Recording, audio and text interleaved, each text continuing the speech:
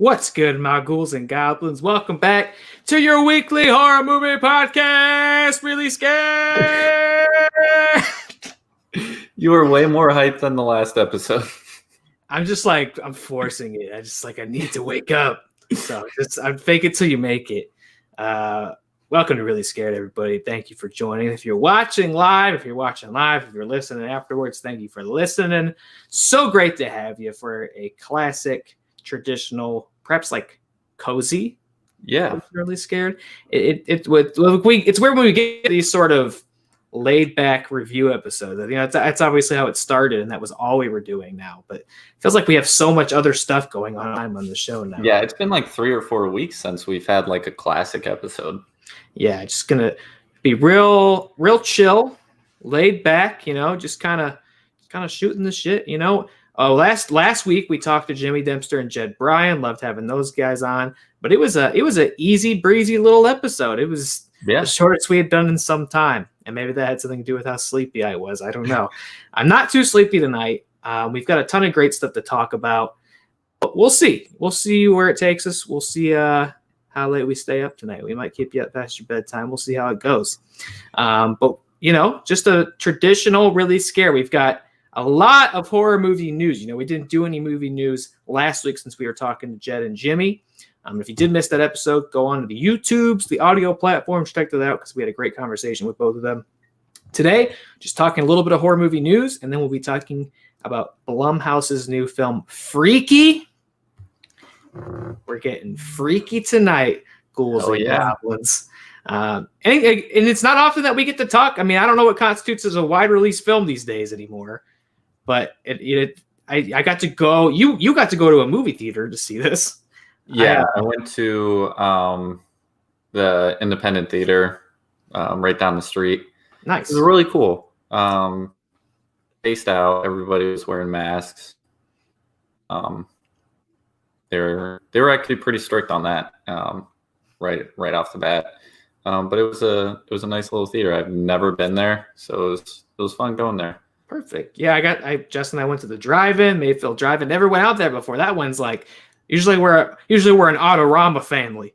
We went to the Mayfield Drive-In. It was way out in the sticks. Road trip to get out there, but it was really cool. It was a great experience. Loved trying out a new theater or a new cinematic experience, and drive-ins have really been the torchbearers of wide release films this year. So had a great experience checking that one out. So we'll be talking about Freaky in the back half of the show. We'll do a little spoiler review. Looking forward to that. And if you guys at home saw Freaky watching live, we'd love to hear what you thought about it. Before we get to that, we got a lot of stuff to talk about before we get to that. Yeah. First and foremost, I say it I'm going to say it again. If you're not following us on Twitch, one of the top things you can do to support the show is follow us on twitch.tv. We're 12 followers away from 50 followers, which is a benchmark we need to be affiliates. So if you're not following us, follow us on Twitch. If you don't have a Twitch, just make an account and follow us. You don't need to use it for anything else. Just follow us. But I would suggest that you do because, Connor, you have been playing video games over on our Twitch channel. Can't get that anywhere else. They go up. The recordings go up after the fact on our YouTube. So if you miss it live, you can still get it. But that doesn't stream live in Twitch. And I know Matt and Nick playing NBA 2K on there the other night, so other people are getting comfortable with the gaming streams on our Twitch. I have threatened to do so myself sometime eventually once I find the spare time to do it. I can't wait to. That's going to be a lot of fun. Follow us on twitch.tv. If you like Facebook, if you like YouTube, no problem. You can keep watching. Just make a free account and follow us. It doesn't seem like much, but I promise you it goes a long way in helping this show out and helping this channel out and hit that affiliate status benchmark. Now, Connor, you mentioned how many followers do we need before we hit affiliate over there? 50. But how many do we have left? 12. Oh, 12. Shit. 12. Now, I don't know if you've seen the film, the number 23, starring Jim Carrey. I feel like I've. Yeah, no. Yeah. This weird spiral because Saturday, I don't know if you guys heard about this at home. On Saturday, we're doing a little thing called the Twilight Saga Marathon Watch Along, a charity stream raising money for the National Fund Network. November 21st, going live at 12 p.m., streaming for hours till 12 a.m. And if you didn't know this, November 21st, to the day, is the 12-year anniversary of the theatrical release of the first Twilight film. What's 21 backwards? That's a 12. Oh my god! Everywhere you look, I don't know what the significance of this is, but it's true. I didn't really think about that until last night. I really felt like I was putting the push pins together on the bulletin board. Like, what does it all mean? Because I don't even remember if we did this intentionally, because November 21st is indeed the 12-year anniversary to the day of that first film's release. And we are watching all 5 Twilight movies that day. I'll be on there all day. Matt will be on there all day. Connor, I know you'll be joining us when you can. And I know Colin. I know Colin of the Ultimate Schmodown Show. I believe he's expecting to join us pretty much the whole time. Yeah, we decided to have him on. Today, right? We did. We announced Winston Marshall from SEN and the Schmodown crew. He's coming on. He'll be joining us for a good portion of the stream. Lisa Howard, who's in a little movie called Twilight Breaking Dawn Part 2, will be joining us for the stream. Kayla Marie T, great friend and Twitch streamer, will be joining us on the stream. And we've got more special guest announcements coming up. We can go public with those tomorrow. But we've got all sorts of surprises. I'm going to be eating some hot stuff. Chris is going to be singing some songs, I think. We've got a whole list of surprises and donation incentives lined up for that Twilight stream because we are, of course, raising money for the National Bail Fund Network, who've done a ton of great work this year, every year, but a ton of great work this year in supporting protesters who are arrested peacefully protesting. They work with detained immigrants, pre-trial. They've worked on getting nonviolent offenders and misdemeanor offenders out of jails. Because we are don't forget we're in the midst of a pandemic, and a lot of people in small spaces confined. Not a great thing. So they're really doing great work battling mass incarceration and criminalization. Howard, in a little movie called Oh, what you got there, friend? Was that me? I don't know where that. Yeah, there was a bit of an echo there. 12. What does it mean? What does it mean? Guys, this Twilight stream, it's gonna be a hell of a show. It's gonna be a party. We're gonna be streaming all day on this channel. So come back, hang out with us, support the show, support the channel, and support the National Fund Network because they're doing great work. And we're gonna make it real clean and easy for you to donate for them. We're gonna be keeping track of donations throughout the day. So that's gonna be an absolute blast. I can't wait. I'm also very nervous and riddled with anxiety, but I'm also very excited for it. It's weird. It started out as a joke, and now it's like the biggest thing we've done. It's been a long time coming. It's a long time coming, and I can't believe it. We're 2 days away from it finally becoming a reality. Come back for the Twilight Marathon stream. It's going to be an absolute blast. Lastly, and before we hop into our horror movie news, I don't know if you know this, but we got a little bit of a sponsor here on Scared. WretchedApparel.com, baby. Promo code REELY SCARED, REELY SCARED for 10% off your purchase. They've got a ton of great new horror art, including this slasher hoodie. I love it so much. It's so comfortable. Last week I was ranting about how good the drawstrings were. How many hoodies do you hear where people are like, dude, even the drawstrings are dope? I love this hoodie. I want to wear it every day. Maybe I should order 10 more. Mine's in the mail. You got one too? Yeah. Beautiful. And what promo code did you use? I believe it was Really Scared. And I believe I got 10% off.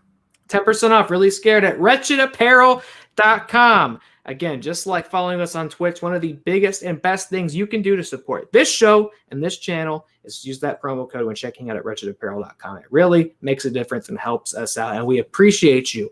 And as I said last time, if you buy some apparel, snap a picture in it, tag us in it, hashtag Really Scared. We will totally throw it up and shout you out and tell you how good you look in that spooky Wretched Apparel. So go to WretchedApparel.com and use promo code Really Scared for 10% off. Lastly, but not least, Connor, I gotta know. It's been tormenting me all week. What have you been watching? Well, I've watched quite a bit. I just watched the first Scream right before I came on. Love Scream. We'll be talking about Scream later on. I heard you like Scream. I love Scream. But I watched... yeah. No, let's blow it up. Let's blow it up. The Super Yaki hat. We got to see it.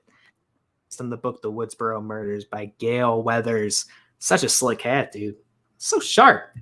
Yeah, love Super Yaki is such a cool company. Definitely check them out too. Well, if you're checking out Wretched Apparel, check out Super Yaki. They're dope. I like them. Yeah. But I watched a new movie. We talked about the trailer on here way back when we talked about the trailer for Freaky. A movie called Spontaneous. Ooh, that's right. I haven't had to catch this yet. How was Spontaneous? It is my favorite movie of the year.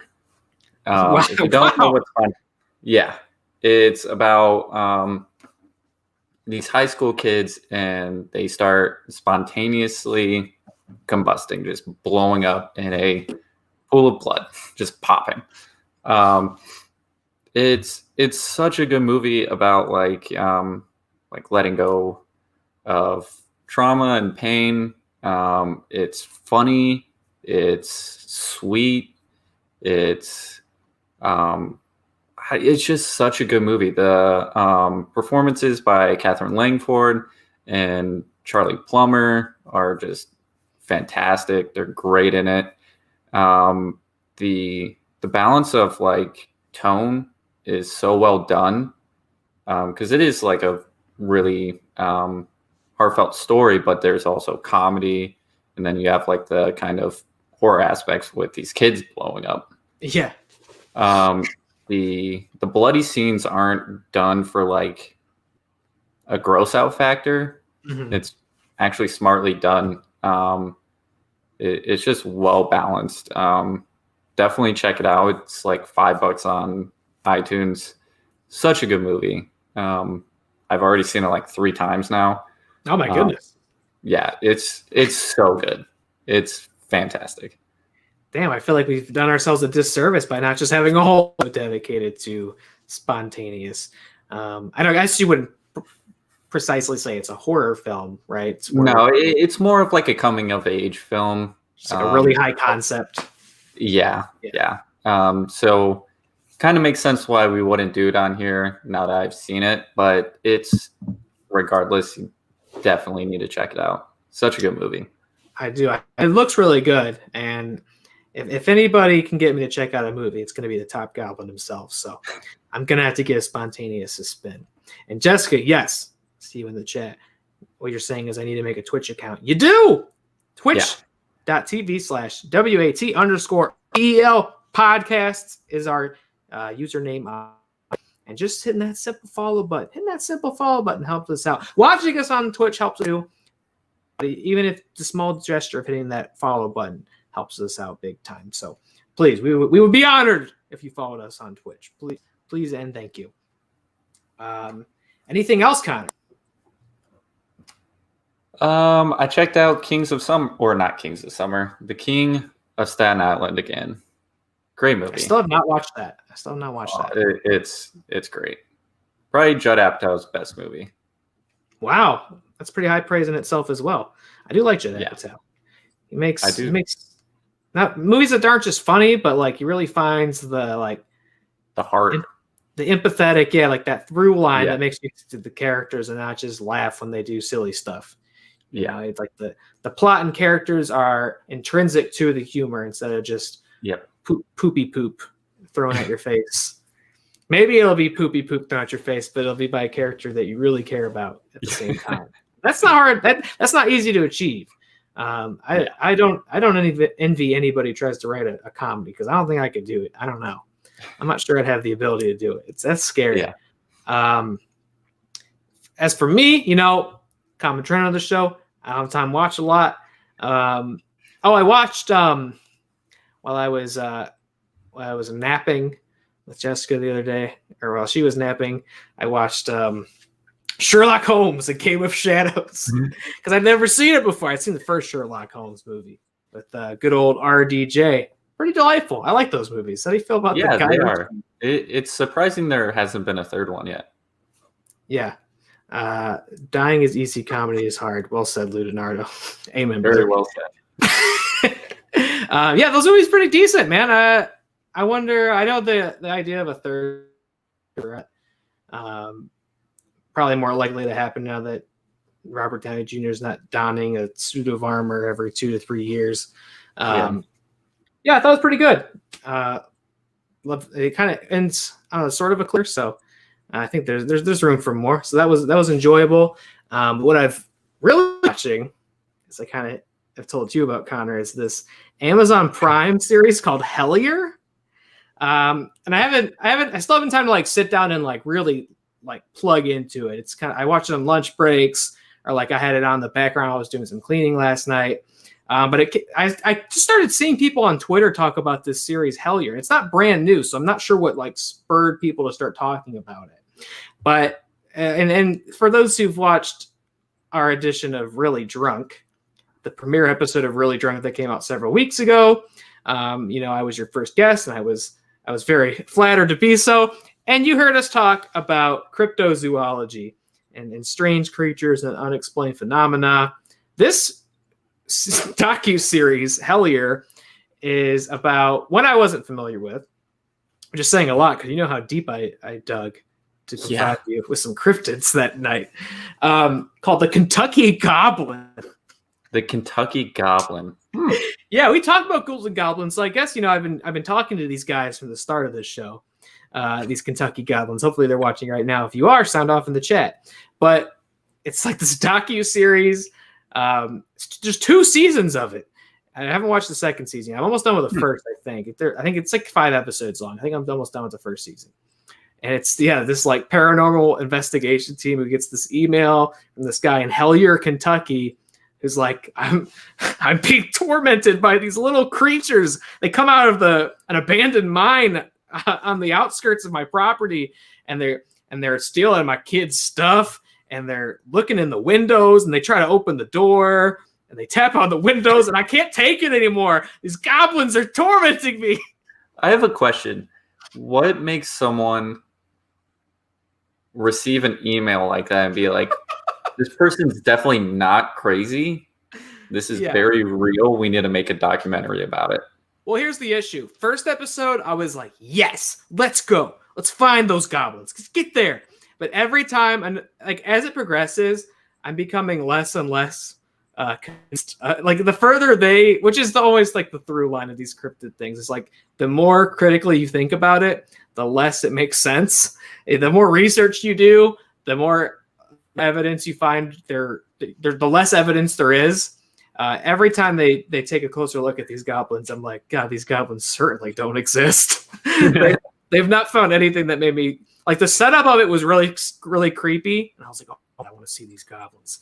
But like where it's at now, it's just like I've not really watched those like Finding Bigfoot shows, but I can't imagine this is much higher in it. It's like the cinematography is great. Like it looks really great. It's really well shot, really high quality. The production's fantastic, really well edited. But at the end of the day, it's like a couple folks like stumbling around in the woods in Kentucky, like interviewing some rednecks at the gas station. And like, yeah, I saw a little something one time coming down the mountain. Like it's just, there's a whole, we talk about ghost adventures on this show. There's a whole sequence where they're like sitting on a porch using a spirit box to talk to the goblins, I guess.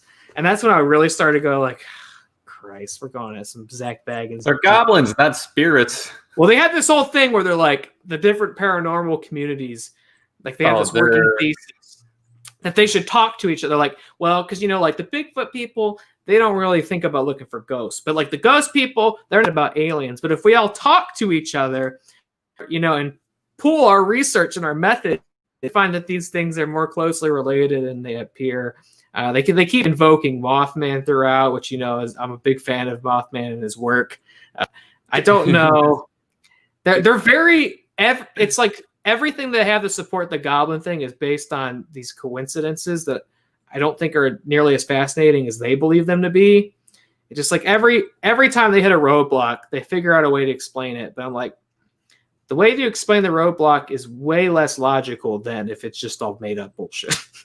Which is all these things go. It's how ghosts go, Bigfoot goes, aliens. Like when you reach that moment where it's like, I can think of a way that this could be real, but the logic is really all over the place. Or you could just say it's not real, and that makes 100% sense. And right now, like take a note from Mothman or the Loveland Frog. Like you can't deny those. The logic is sound. It's there. Maybe that's because it's contained in one place. This is too. It's Hellier, Kentucky. That's true. Everybody claims they've seen a goblin. Most people. You're always hearing that. Like, I go to the store and then someone's behind me. Yeah, I saw a goblin the other day. Like, everybody's talking about goblins. Doesn't matter where you're at. You don't hear someone in, West Virginia talking about the Loveland Frog, and you don't hear someone in Ohio saying they saw a Mothman. Leonardo doesn't think goblins are real. And I this is my sentiment exactly. I do hate to say it, but I don't think the goblins are real. Except the ones that watch their shout out every single week. Yeah. I don't know. It starts off saying the setup, the story, the premise is great. They're like, there's these cave systems under Kentucky that they live in. Like they let out here and they let out here and they let out here. Map out perfectly the sightings. And the same pictures of goblins in the mud. I'm like, yes, we're gonna find them. But no, the closer they get. Wait, they're from the mines? They live in caves and abandoned mines, as the legend. So it's kind of like The Descent. It's very much like The Descent. There's miners that but there's also a theory that they're aliens. Because there was an alleged UFO crash there, I believe, in the early 1900s. It's like right on top of one of these cave systems, and they think the aliens crawled out and live now, and they're little goblins, and they come out and. Well, you can't call aliens goblins. Like it's a working title.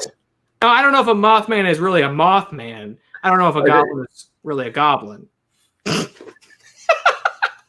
I don't know. I haven't finished this first season yet, and they're teasing that something really big happens in the next episode. But it is that self-defeating prophecy of the Bigfoot thing, where it's like, well, I don't have Bigfoot in the show because I probably would have heard about it by now. So yeah. Like, these guys, I'm like, if you found out about goblins, it wouldn't. Well, maybe that's why you're hearing about it now. Maybe they did find the goblins, and that's why everyone's talking about it. Oh my god, I hope you're right. I have to watch the whole second season, I think, to figure out what's going on with the goblins. I was stunned when I looked up the second season to find out it was still about the goblins. I was like, we have more goblins to find? Jesus. So yeah, I've been watching Hellier. Yeah, I'm gonna have to check that out. Yeah, I'll be interested. Maybe we'll talk. I mean, if we're ever gonna do a follow-up cryptid part 2 episode, I think the Kentucky goblins, like, you could do an entire hour on the Kentucky goblins at this rate, because there's now a ton of new material to discuss with those goblins. But ghouls and goblins, you know what's going on. It's time to talk about a little bit of horror movie news, and we got a great batch of it. Yeah. Starting off, we've just learned Seth Rogen. There you go. He looks so angry. What is that from? I believe this is from Twilight Zone. Oh, that's right. He wasn't. My ears perked up when you said Twilight. That's where I'm at right now emotionally.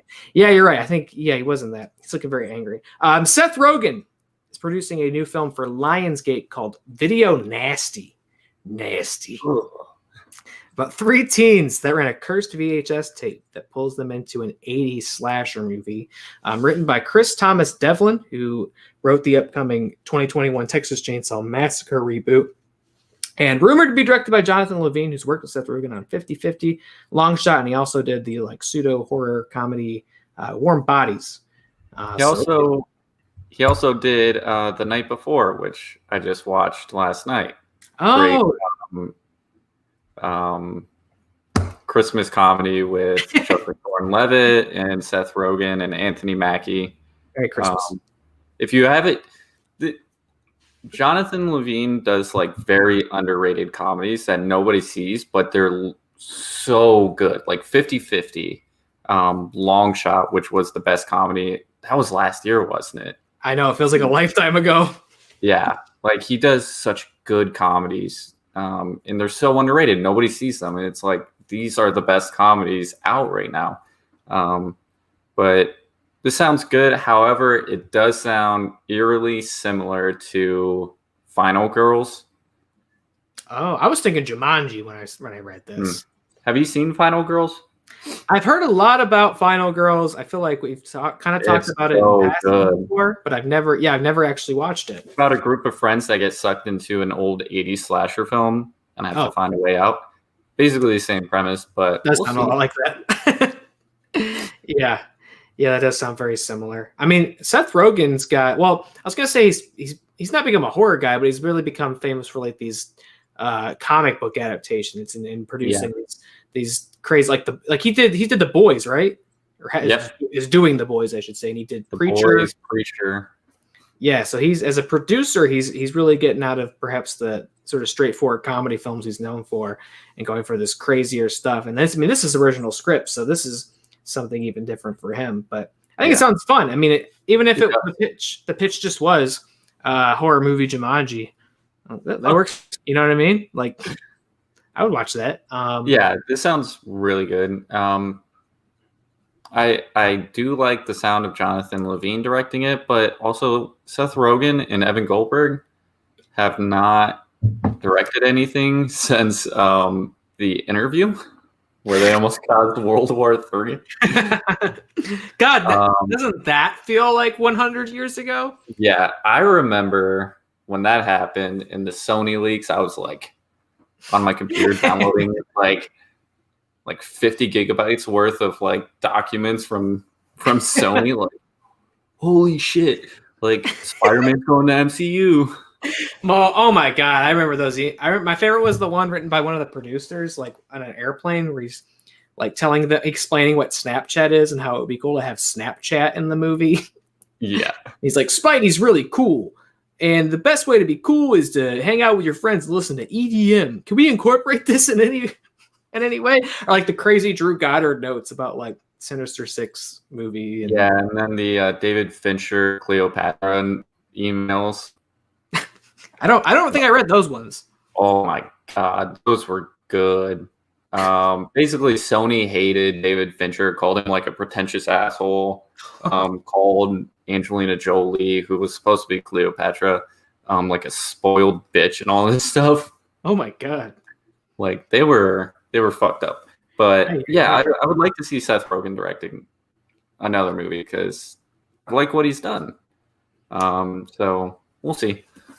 Yeah, I've come to really trust his sensibilities as a producer and the projects that he dedicates himself to. I think he's got a really great track record so far. So this sounds fun. This sounds right up my alley. I'm already on board.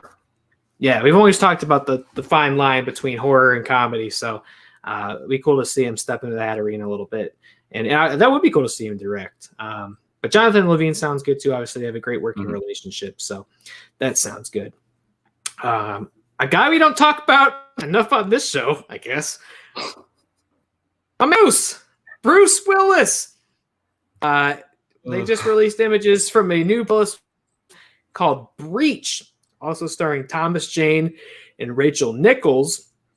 Plot synopsis: on the cusp of fatherhood, a junior mechanic aboard an interstellar arc to New Earth must outwit a malevolent cosmic terror intent on using the spaceship as a weapon. Film said to be inspired by John Carpenter's The Thing, as we all wish we could be. Connor, what do you think of Breach? Is this one of those like grindstone films that he does all the time now? See, this one, I don't know if it's just because it's subject material that like is more into my interest, but like this feels a little bit different or maybe even better than those Bruce Willis movies. I hope so. The premise sounds really interesting. And have we seen Bruce Willis in a horror movie? That's sense. Yeah, that wasn't Shyamalan related. I don't think so. I mean, yeah, this sounds because so much of what Bruce Willis does now, except for when it pops back up for Glass, are like these kind of dime a dozen. Some of them are straight 3D, some of them aren't. It's just like action movies, cop movies, like budget dedicated to just getting him made. And it's like he's like, I feel like he's like, you know, John Cusack, and we love him, our man Nick Cage, but he's like guys who you like. You go to the grocery store, you walk past the red box, you look up, you see like 10 images of them staring back at you. These movies you never even knew got made in the first place. I feel like Bruce has that hemisphere. Yeah, I mean, this sounds interesting. I don't know what is it going like. It's probably going to straight to VOD, but yeah, it probably would have always done. What is it? It's interesting. I'm interested in this. I mean, when Bruce Willis is there and he's awake, I like him as an actor. You know, when the person is decent, and seeing him fight a monster in space sounds cool. If it really is inspired by The Thing, I mean, we could hopefully expect some pretty gross out practical effects in it, some transformations. Yeah. It kind of reminds me of Life. Yeah, a little bit like Life. Yeah, just, you know, people confined to a small space, an outer space at that. I mean, that could be cool. I guess this is like your Among Us movie. Yeah. Among Us starring Bruce Willis. Which one of them is the real fucking Bruce? That would be the thing, right? So maybe that is an aspect of it. Yeah. It sounds pretty cool. You know, it'd be a nice change to see him go from, you know, urban gritty action to like, I don't know, an outer a big ass gun at a monster like that. That's something for him. Yeah. I was going to say even in recent memory, but pretty much across his whole career, I can't think of anything that, well, I guess, but like I can't think of anything super well done other than the Shyamalan stuff. So hopefully hopefully Bruce Willis will show up for this, if you know what I mean. Could be good. Yeah. I'll check out Breach when obviously that's next year sometime. Like you said, probably straight to VOD as most things are, whether they like it these days. I'll tell you a film that's definitely, well, I hope it's not going straight to VOD. I hope we have our shit together by the time this thing's ready to come out.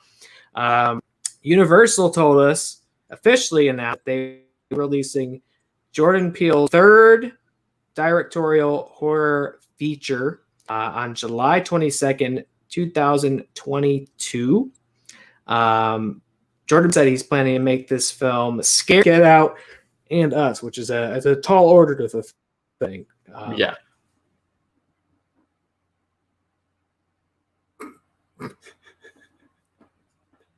I cannot hear you, sir.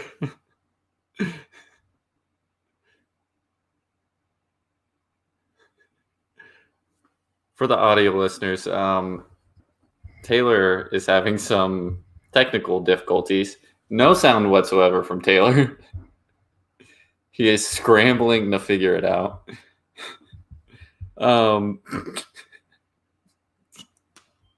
No.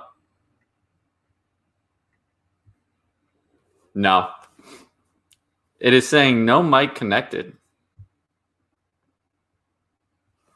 Now? Yep. Yeah, there we go. Wait, hold on. This is the glory and clamor of doing a live show. You hear me now? Yeah. Okay. I can hear it. I have no idea what happened. It said my mic plugged, but it certainly wasn't. And it looked like StreamYard had me muted. So I think my mic was working when I kept going, now? That's great. Okay. That's so, I hope that happened ever again. That was super, like decided it was off.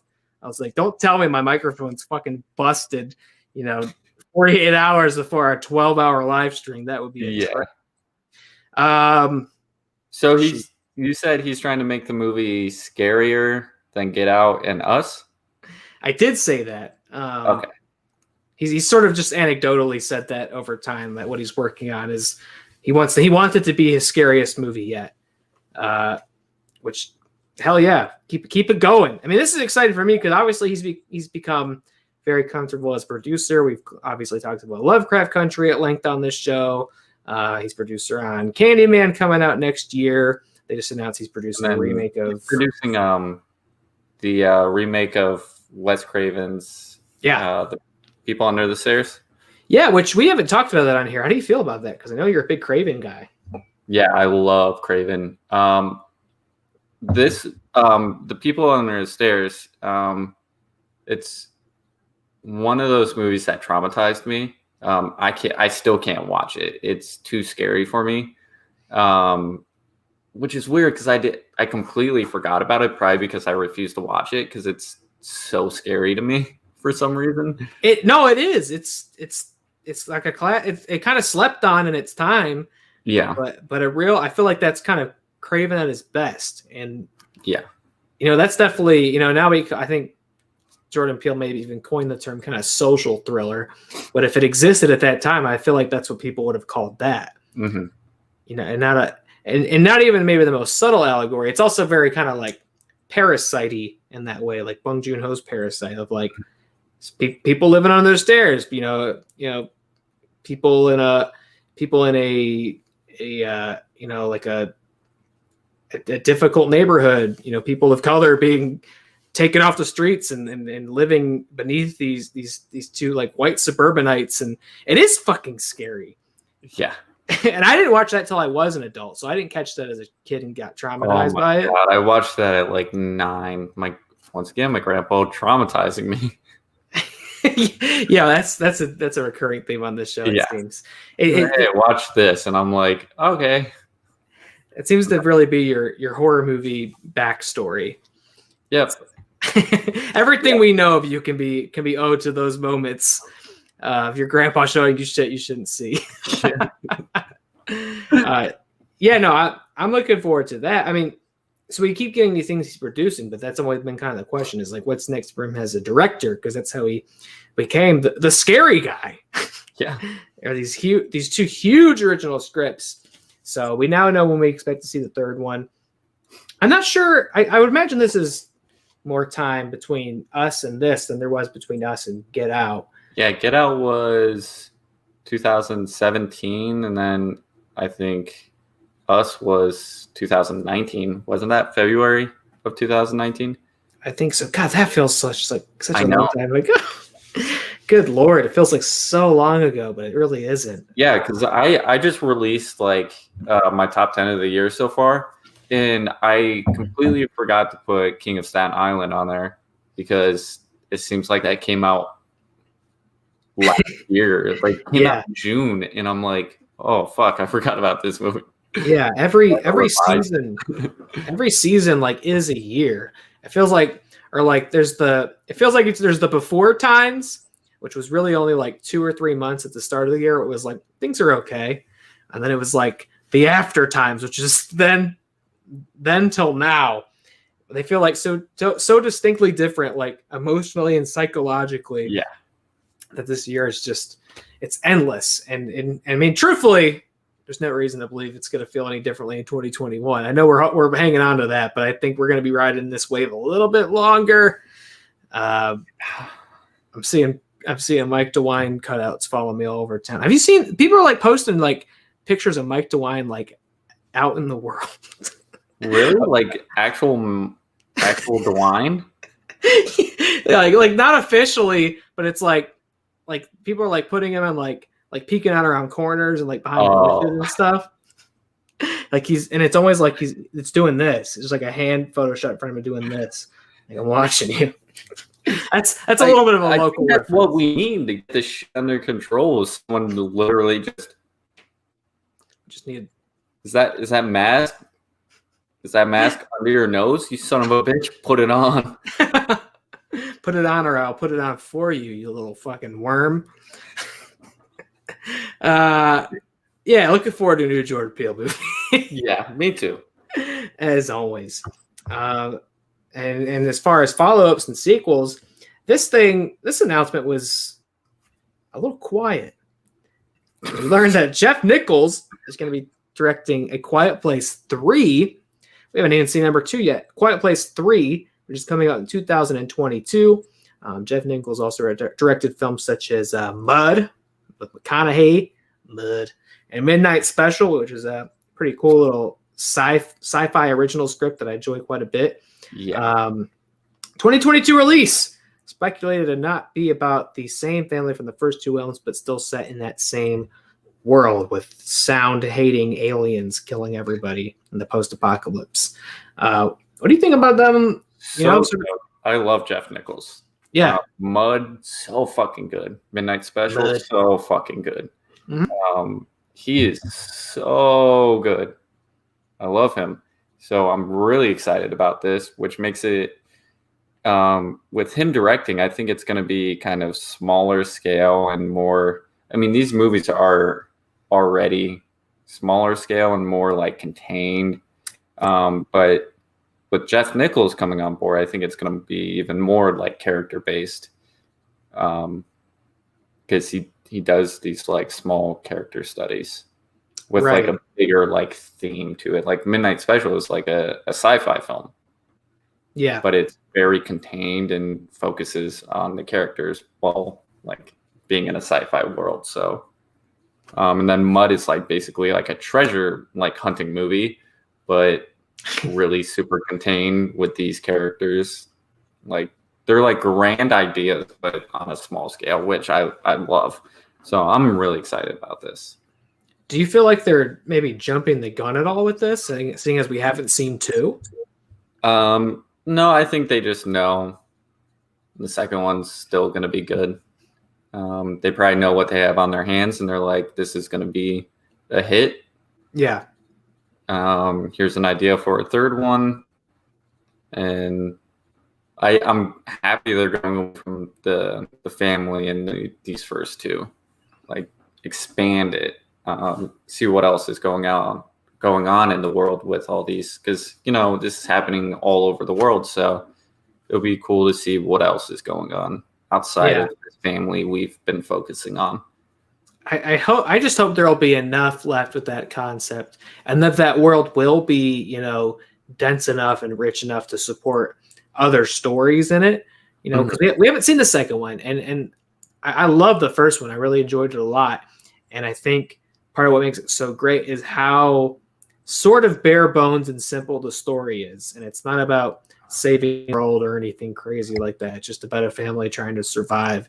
And the resolution of their issues, are all the stakes are super high for them. But again, it's not this, how do we defeat the alien story? It's just, how do we stay alive? And then those are the stakes, staying alive.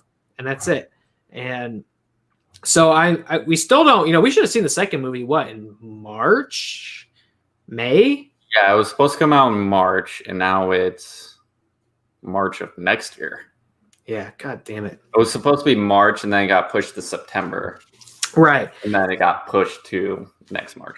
So we have, to me, I feel like we haven't even really covered what exactly the second one is about, besides, again, just this family moving on from where they were, dealing with the grief of losing, spoilers, John Krasinski's character, meeting new survivors. From the trailers and stuff, it seemed to be maybe that some of the survivors aren't great people or something like that. Yeah. So they'll have some sort of human antagonistic element. But we haven't seen where that movie goes. And I'm wondering if we're going to see it sooner. With clearly the way things are going, it's not in the right direction. Yeah. You see huge movies like Wonder Woman. Yeah. Do like a simultaneous release. So it makes you wonder, will they do something similar with a movie like A Quiet Place? Right. How many other studios are just going to have to be honest, and kind of bite the bullet with this? So, because I think, I'm sure I'm sure number 2 cost a little bit more than number 1, because that's how it goes. Number 1 was just a success. Okay, here's some more money that you can play around with. So, but I'm sure, relatively speaking, probably wasn't that expensive of a movie, and something you could probably justify doing straight to home premium VOD, something. Yeah, even like a $25, a $25 buy, $20 rent. Like, yeah, I spend the $25 to buy it. Yeah, certainly I would too. I like that first one a lot. And I hope I feel the same way about the second one. I hope when I get to the end of the second one, I'm like, yes, I do want to see more of this world. I'm just afraid it'll be like, I'm trying to think of like a good parallel. Like Walking Dead, where it was like, we're going to do another Walking Dead show. And it was like, turns out there like just isn't enough in this concept or in this world to really keep me interested for 2 shows. So I hope it's not. I hope, because now it's like they kind of put the cart before the horse here. It's like we know about it. Obviously, the big change is Krasinski's not doing the 3rd one. He's going to produce it, but he's not directing it, and he's obviously not going to star in it. So a little bit of a creative switch up, but maybe that'll be good for it. Someone else taking that world and figuring out an interesting angle from it. So Quiet Place 3. I mean, that speaks to the studio's confidence in number 2, at least, that they're not like, oh man, we got a stinker on our hands and we don't know how to put it out. They must think like, oh yeah, man, they're going to eat this shit up. They're going to love 2. So hopefully that's true. And we'll be looking forward to 3 once that is ready to come out in 2022. That's the other thing. We'll get 2, and then like a year later, we'll get 3. So that's kind of good, at least. It's kind of like Halloween. We're getting Halloween next year, and then the following year, we're getting the 3rd one. I just can't believe I got to wait till 2022 to watch the 3rd Halloween. Come on. That's driving me nuts. I want it now because I know they can give it to me sooner than that. Give me what I want. Yeah. Release both of them. Yeah. I'm a greedy son of a bitch. Give me it. This one I know you're excited about because you talked about this. Oh, yes. Yes. Tell me all about season 4 of Slasher. So I really like this series. It's kind of like American Horror Story, where it's an anthology series. There's 3 seasons on Netflix. It's a Canadian show. Each one takes a serial killer and some people, and shit happens. Your typical like slasher horror. Yeah. My favorite season is by far the 2nd one. It takes place like a cabin up in the hills.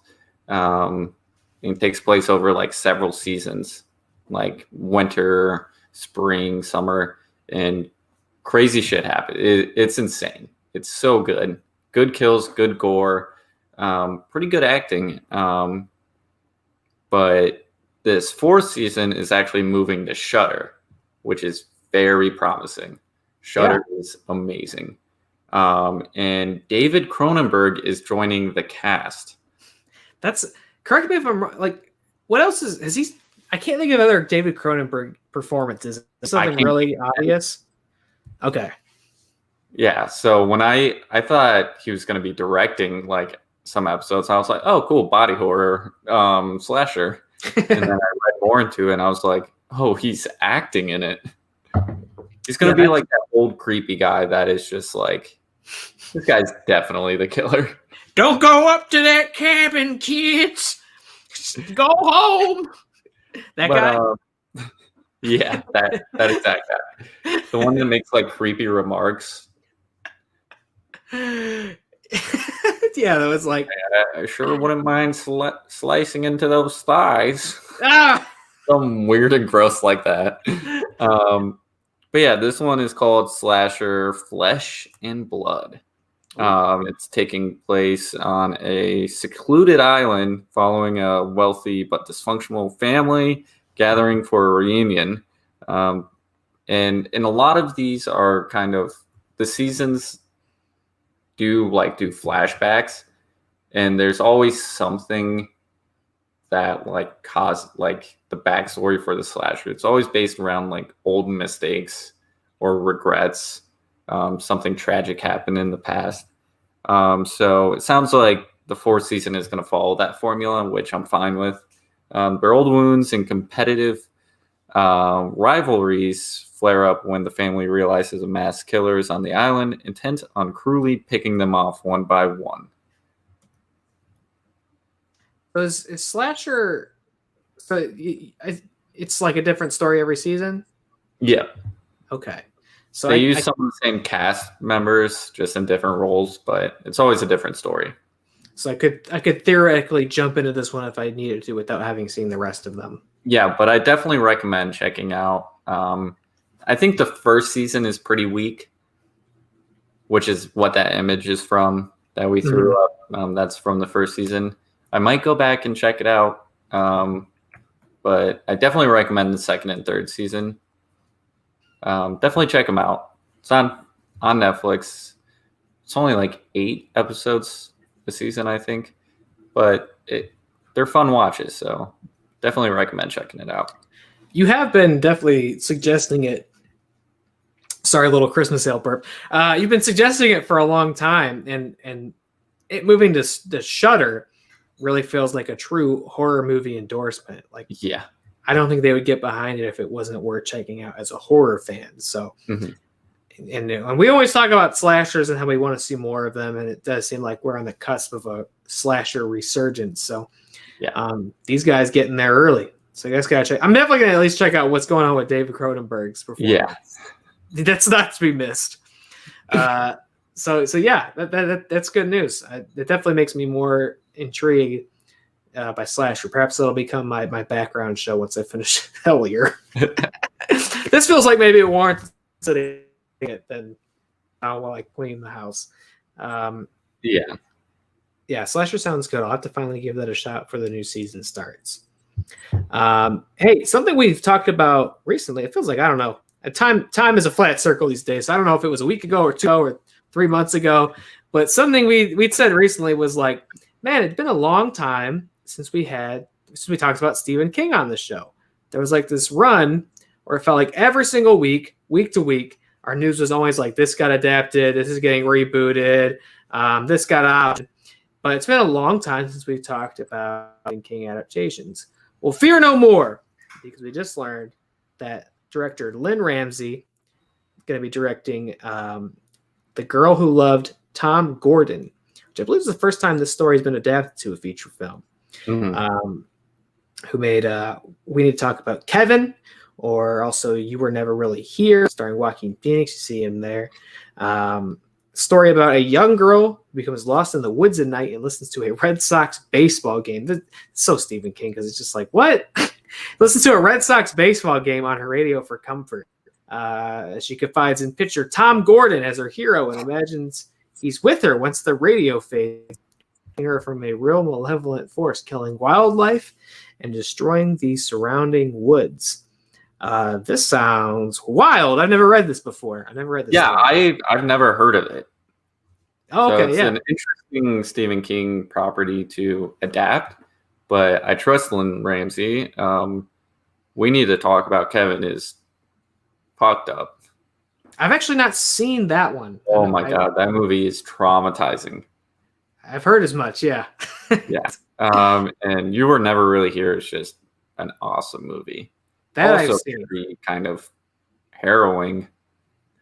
Yeah, but it's a great movie. I liked that one. I'm a fan of her work. I'm a fan of Stephen King, so I'm going to be checking this out, obviously. Yeah, I feel like it's going to be grim and probably pretty scary. She's good at, well, I haven't seen We Need to Talk About Kevin, but I've seen You Were Never Really Here, and it seems like she's very good at stories that really focus on one central character and then their trauma and their play and how it affects, them psychologically and what the world looks like through their eyes. That's how that You Were Never Really Here was like a weird, like inverse action movie. It was like action film without the action, which sounds like that would be terrible and boring, but it's not. So I feel like that one definitely got slept on that year. Yeah. Really, really good. And I've not read this one before, but obviously we're huge advocates of Stephen King on the show. We've talked about him at length, whether it's stuff that's been adapted or stuff we have read. We did If It Bleeds in the book club. So this, I'm excited. I'm just expecting more Stephen King. I can never go wrong with that. And it does feel like what else we got? Like they just open up the list. Like, what else hasn't been adapted? What else do we have the rights to? Because I don't think this has been made a mini series or anything like that before. So it's been a while since they found one that's like, we haven't seen this before. So this sounds good. Yeah, I definitely trust this director, and I'll be interested to follow this production and check it out once it does finally come out. The Girl Who Loved Tom Gordon. We did also now. This fucking thing, man. This is truly the albatross around our neck here, and appropriately so, because we got some news about Songbird. Songbird showing up, coming to you. You don't gotta wait. You were like, damn, I went theaters. I could watch Michael Bay's Songbird. The movie about COVID-3. You don't gotta wait. I got great news. It's coming to premium VOD December 11th of this year. $19.99. You can watch Songbird in their own home. Connor, do you think you'll be doing that? Yes, I will. I'm glad they You came. do? Oh yeah, I'll be checking this out. I'm glad they came to their senses and was like, let's not put this in theaters. Can you imagine going out to a movie midst of COVID-19 to watch a movie about COVID-23? Talk about an ARG. Yeah. That's a horrible idea, but at least they're like, yeah, let's just fucking dump this in 2 weeks. Yeah, I didn't realize it was that done. Get trailers for it. Are you gonna check it out? For $20, man? I don't know. I mean, we've talked about how like just morally irresponsible this piece of it is. What if we go halvesies on it? On my voodoo. I don't know. I'm like super uninterested in giving this a shekel. Not even the lint in your pocket. I don't know, man. This it's just so ill-advised. Like I'm afraid to endorse this behavior. It's send the wrong message to Hollywood and film productions all over the world, and Michael especially. I just feels. I mean, I guess they pulled off making this thing without. I don't remember ever having this. Surely we would have talked about it if like the Songbird production got halted because somebody got sick. So I guess they figured out to do it responsibly. I just feel like making the movie on like a spiritual level is irresponsible. I don't know. $20, man. Like there are movies I would pay that price for. Like we said, Quiet Place 2. I know Wonder Woman's going straight to HBO, but like that's one I'd pay $20 for. There are movies I'd pay that price for, but $20 for this. I don't know. I look at this the same as I look at The Hunt, which I mean, you release this at the height of like all this shit going on with like George Floyd and all kinds of other stuff going on, and they released The Hunt, and people watched it. I guess, but that was so much. It was more broad of like we're going to tap into like political tribalism and how deep the left versus the right goes, and kind of like satirically make fun of it while making this battle royale-esque quasi like horror comedy movie. That was more broad. This is so specific to what we are. It's not even like oh, the vaccine's out and we got through it and like it's a year behind us, because even then I feel like that would be too soon. It's like happening right now. It's not over. It's not getting better. We're doing this right now, and it's like the pandemic's not even over, and we have a like speculative thriller horror movie about it. Just like, and I'm all for like pushing the envelope and doing something risky and especially if you have some sort of interesting idea or statement to make. But like this doesn't feel like any of those things. This feels like just a fucking cynical cash in on a very real nightmare that we are all living in. And we don't see the exit signs yet. It's like there's a vaccine on the board, but like we're far from feeling like this is behind us, and and it's not like some shitty movie that someone made in their basement for $5, and it's like it's a COVID movie. It's like this is real actors. Craig Robinson and like Paul Walter Hauser and a bunch of real actors, and Michael Bay produced it, and it's just like. I don't know. It just feels very irresponsible. And $20 is too much. If this was going up for free on Netflix or some shit, you know what I mean? And like, who are they to not do that? Because Wonder Woman's going up for free on HBO. Yeah, that's true. Who are they to say like, fuck Songbird? I'm not paying $20 for it. Who are they to say like you can watch it at home for $20? You know what I mean? We just talked about Wonder Woman 2, so I don't know how I forgot about that. Yeah, I'm not paying $20 for this. Fuck that. Yeah, like that's like an actual movie. And they're like, you know what? You can watch it for free on HBO. And if these dorks did that, I would maybe give it a spin. Thank God for this show, because I almost spent $20 on this shit. Yeah, what about Wonder Woman? I don't think it's worth $20. And even if it was, like, I just don't want to. I don't want to encourage this behavior any further. No more COVID movies. I don't want to think about a COVID movie until I'm like a geriatric. Okay, like I don't want to watch that. All right, and at the rate we're going, it might still be an issue when I'm a geriatric. I don't know. I don't want to watch Songbird, but we're gonna keep talking about it. Apparently. We're almost done talking about it. I feel like, if it comes out. I don't know if there'll be a Songbird episode at the rate we're going. I don't know if I'm interested in doing that. But I will definitely read all the skate reviews that come out when that film. Oh, yeah. It's almost like guaranteed to get like a 0% on Rotten. Yeah, even like cleverly written, well acted, like pacing strong. It's just like nobody's going to be interested in engaging with this thing. I almost feel bad for the actors. I guess I could see why you would agree to be in it because, like, especially a couple of months ago, work was hard to come by. You gotta eat and pay your taxes and shit. But like, I don't know if I saw. I'm not really interested in going on that ride right now. But there are still other good movies on the way. Because one just wrapped production already. We just learned this was even actually official. And I think they just wrapped shooting a couple of days ago. And I gotta spin it over to the guy in the Gale Wet. Can you tell me about Scream? It's just called. It's just called Scream. That's it. Yeah. Yeah. So it wrapped filming.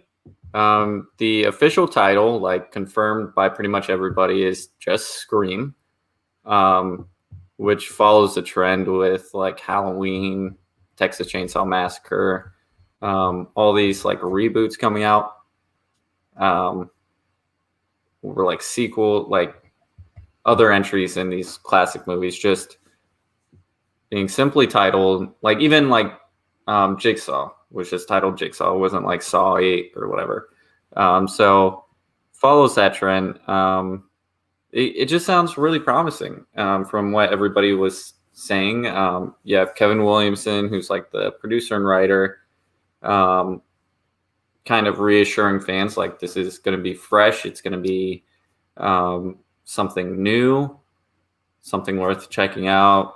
His quotes are, what I love about the new Scream is that it does take a fresh approach. It's a beautiful sort of fresh new movie, but it also has a nostalgic factor that runs through it.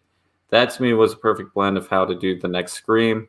So that was what I was most excited about. I think they're talking about the directors are going to make Wes proud. And he went on to explain like he wasn't going to come on board for it when they announced they were going to do another Scream. But he said that directors who have stated like they got into like directing because of Wes Craven. They said there would be no Ready or Not because they directed Ready or Not. They wouldn't have done that if it wasn't for Wes Craven. He said their like sensibilities came from watching Scream and Wes Craven movies. Even Neve Campbell came back on board because of the directors and what they said about Wes Craven and how they pitched it. So very promising. I cannot wait for this. I love the cast, love the directors. They have like the cosign of everybody that worked on the original Scream movies. So super stoked. Especially after the 3 seasons of the Scream series. I just can't wait for like Scream to come back. Yeah, it's weird because last movie, for some reason, doesn't feel like it came out that long ago. But it's by the time this comes out, it'll be 12 years. What was that number? 12. The magic number, dude. What does it mean? What does 12 mean? Yeah, this is crazy. Keeps coming back. I don't know about that. We'll find out what happens. How do you feel about Scream 5 or Scream? Just Scream. Yeah, because I guess we didn't really know it was the official title until they announced it. I'm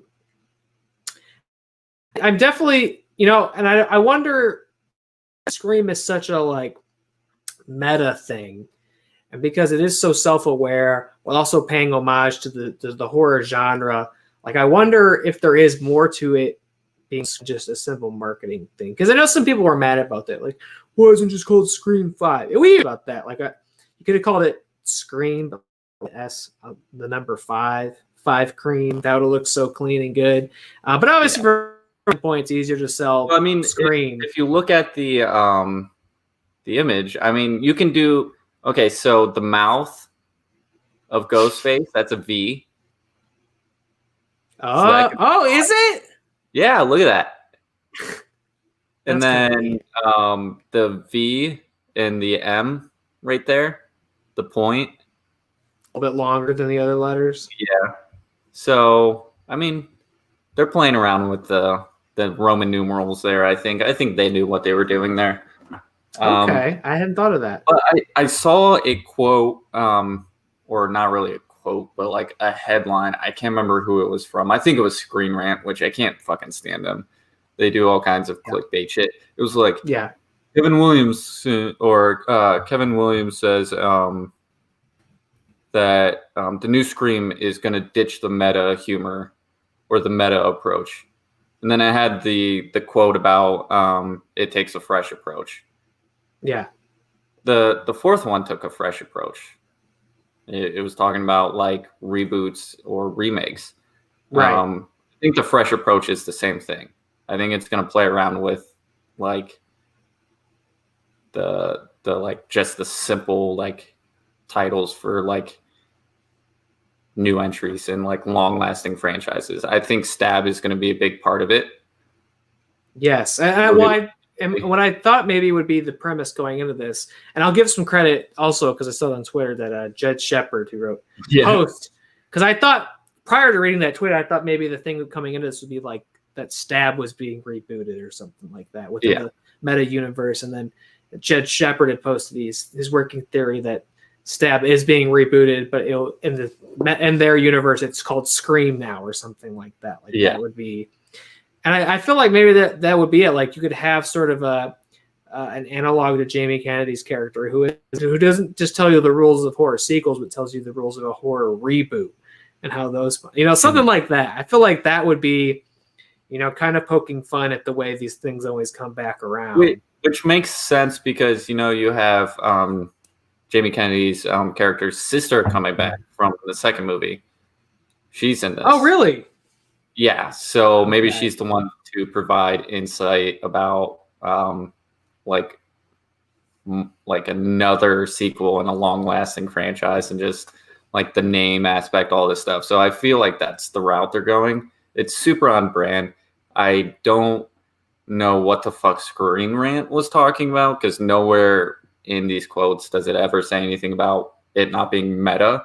I don't think you can do Scream without being meta, because that's like the staple of that franchise is the meta approach to it.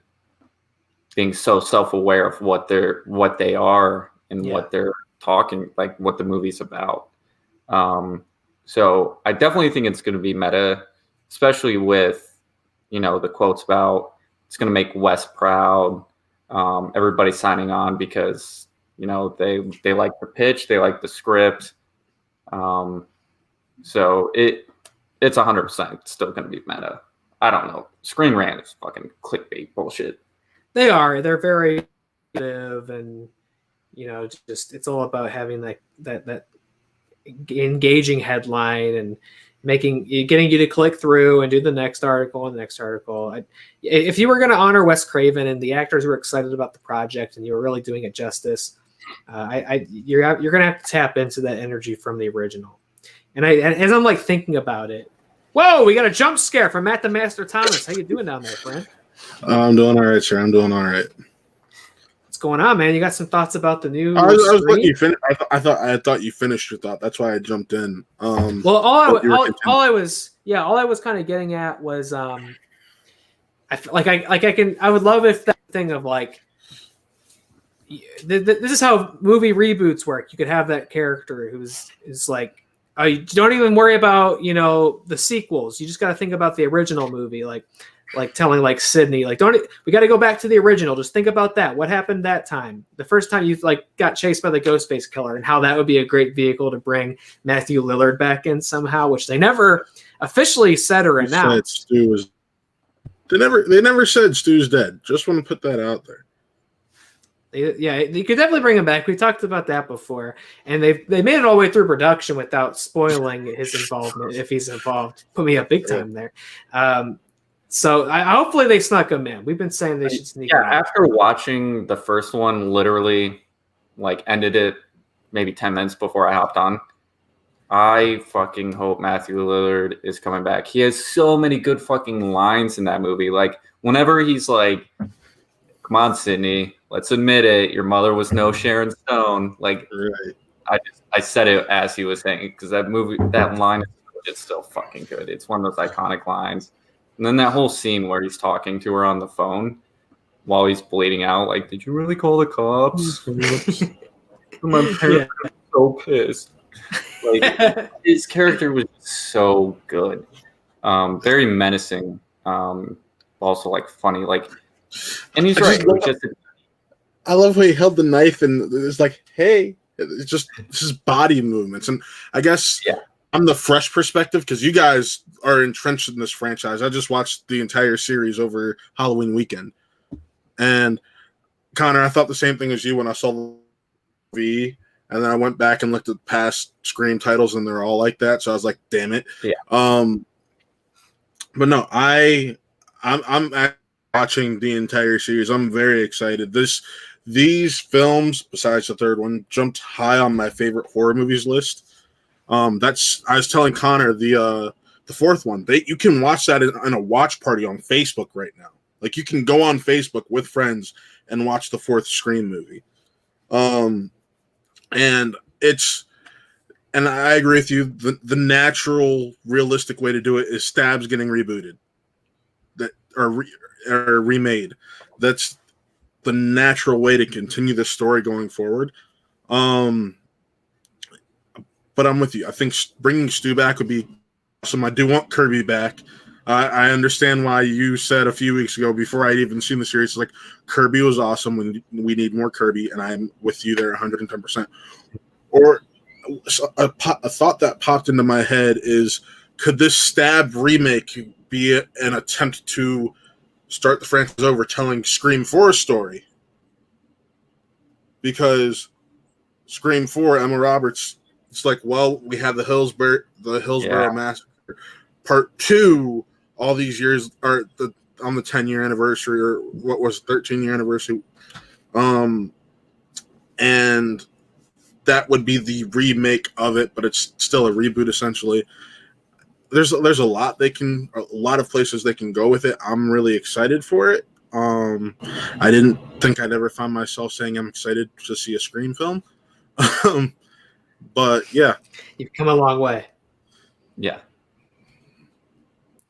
I'm really excited. I mean, because I still feel like we just found out this movie was even going to happen. Like, I know, like this was all being like mentioned. Like, I think around like July we mentioned it, that it was being like written and produced, and then here we are in November, and it's wrapped filming, and it's about to be released in like a year. Yeah, and that's the crazy thing. I guess they're really taking their time post-production. I'm sure they're anticipating reshoots, and like I'm sure that's a whole struggle to schedule right now. I think that's happening. So, I mean, a full pictures wrap, a full plus, but about 13 months roughly, I think, till we get to see Scream. Yep. I was gonna say Scream 5, but I guess Scream 2022, as it were. So I'm sure we'll be getting a lot of announcements about this, and I can't wait to finally just get a teaser, even if it's just a little 30-second piece. That's gonna just either Sydney like walking through a door, or Ghostface turning around, just something. Yeah. a 10, 15-second teaser, I'll be satisfied. And this again, we hinted at this earlier. This is spearheading that slasher renaissance. We've got 2 new Halloween films on the way. Texas Chainsaw is coming back. Now you've got a new Scream. It's all coming back in a big bad way. And obviously, Spiral, yeah, that as well. I forgot about Spiral because we should have seen that like 100 years ago as well. Yeah. Shit, do we know when Spiral's coming out next year? Do we know next that? May? May, Jesus, that's another one where I'm like, I paid $20 to watch that tonight. Split it up. I'm gonna wait for it. Split it up. Slasher things coming back in a big way. That's just as evident with the film we're going to talk about in a few minutes here with Freaky, which is also very much a slasher genre homage and very inspired by that whole all those series. So I now's the time to get in. I want to see that Jason movie. We just had Friday the 13th pass us by. I want to see that new Jason movie. It seems like they're never going to figure it out. Right, and give the people what they want. Yes. I want a new Jason movie. I would love to if see. If you think about it, Friday the 13th are the first ones to do the reboot with just the original title. That's true. Yeah, I guess so. 2009, which is Friday the 13th. That's true. Yeah, and that was the last one we got. That was the last. Yeah. That again feels like that wasn't that long ago. And then when you think about how long 2009 was, it's like shit. It's what 11 years ago. 11 years. Not quite 12, but we'll get there soon, I'm sure. Slashers are back. We've hoped for this just months ago on the show, and it seems like it really is coming to life before our very eyes. Can't wait for new Scream. I think they're gonna just absolutely nail it, and can't wait to hear more. So this is awesome. Lastly, before we get into our review for Freaky, and this so conveniently ties very heavily into Freaky, is we got some news on the front of Christopher Landon, who directed Freaky, directed the Happy Death Day films, and wrote multiple Paranormal Activity movies, has revealed that he is writing the next installment of the Paranormal Activity franchise. I know, Connor, I feel like you've been asking for this, right? You're a pretty big fan of all these films, if I understand correctly. Yeah, I'm a big fan of all of them, the whole franchise. It's interesting that he's saying now that he's writing it when the last time we covered this, he said he wasn't going to be actively involved. He was just going to kind of shepherd it in the right direction. And now he's kind of on board. He's probably going to be producing, and he just announced he's writing it. He found the director, which this is really interesting. He says that a director has been locked. Like they have a director. However, he said, I'm super excited about the director, but I can't say who it is because they won't let me. He's awesome. Who could it be? Got to be somebody from that Blumhouse camp. I don't know. It's probably, I'm thinking it's a big name. If they won't let him announce it. It's right. A pretty big name. I wonder. It'd be really cool if it's Lee Winnell. I think I just figured out who it was right here. Because it's Paranormal Activity. It's found footage. It's Blumhouse. Who just got a fuck ton of Blumhouse projects? Rob Savage and Jed Shepard of Host, which was a Zoom horror movie. Gotta be those guys. Holy shit. Think I nailed it? That's smart, because weren't we talking with Alok, and he said he couldn't say what they were working on next? Oh, did he? I don't remember that. Yeah. He said he heard like through the grapevine what they're working on next, but he can't say. I feel like if that I makes remember correctly. I feel like that makes a ton of sense given what they've just blown up from, which is a sort of a riff of the found footage genre. You know, these and the Blumhouse Unfriended stuff too, though, didn't they? Yeah. So they made those kinds of movies before. I don't know if Paranormal Activity would be that, or if it would be kind of on that just that found footage method that they do. But I feel like that makes a ton of sense. And we because they got a couple projects going on over there. I feel like it would stand to reason that one of them could be Paranormal Activity.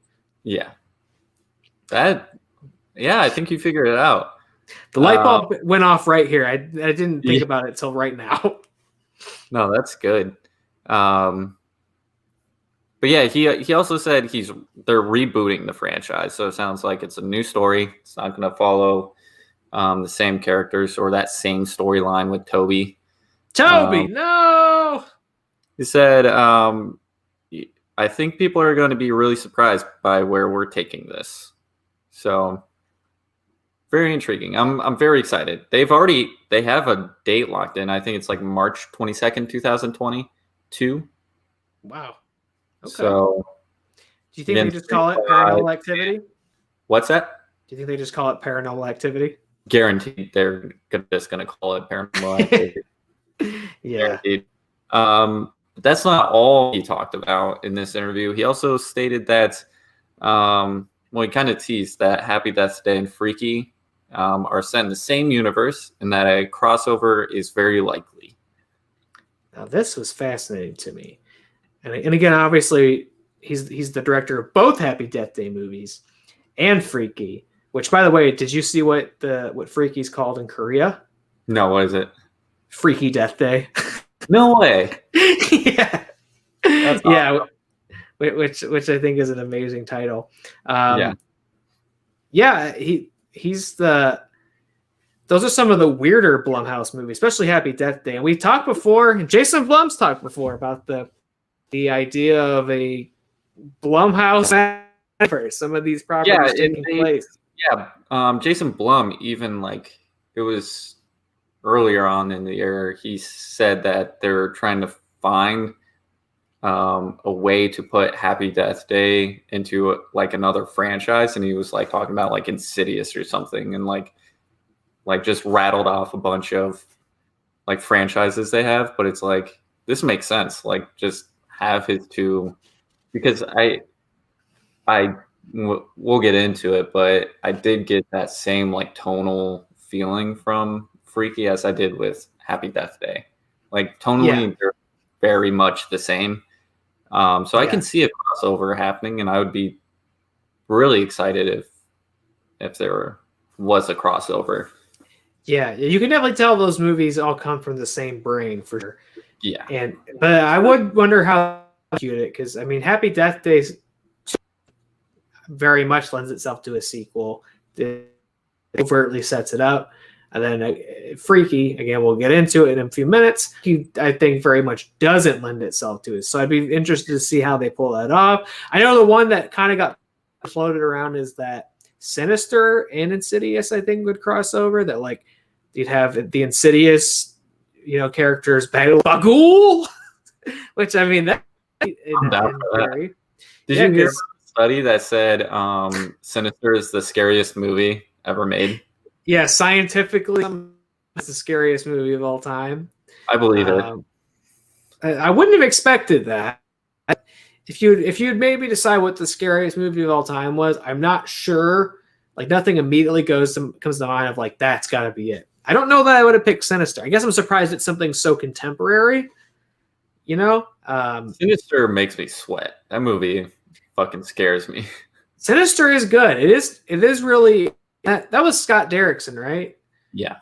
Yeah, so he's really good. And that one also managed to pull off PG-13 rating and also proved you could be Sinister PG-13. was awesome. Was it? Yeah. Yeah, Pool Party 86 with the fucking drowning them, and then you had Backyard Cookout 92 getting ran over by a fucking lawnmower. That movie's graphic as fuck. Oh, I feel like they don't really. It opens up with the child being hung.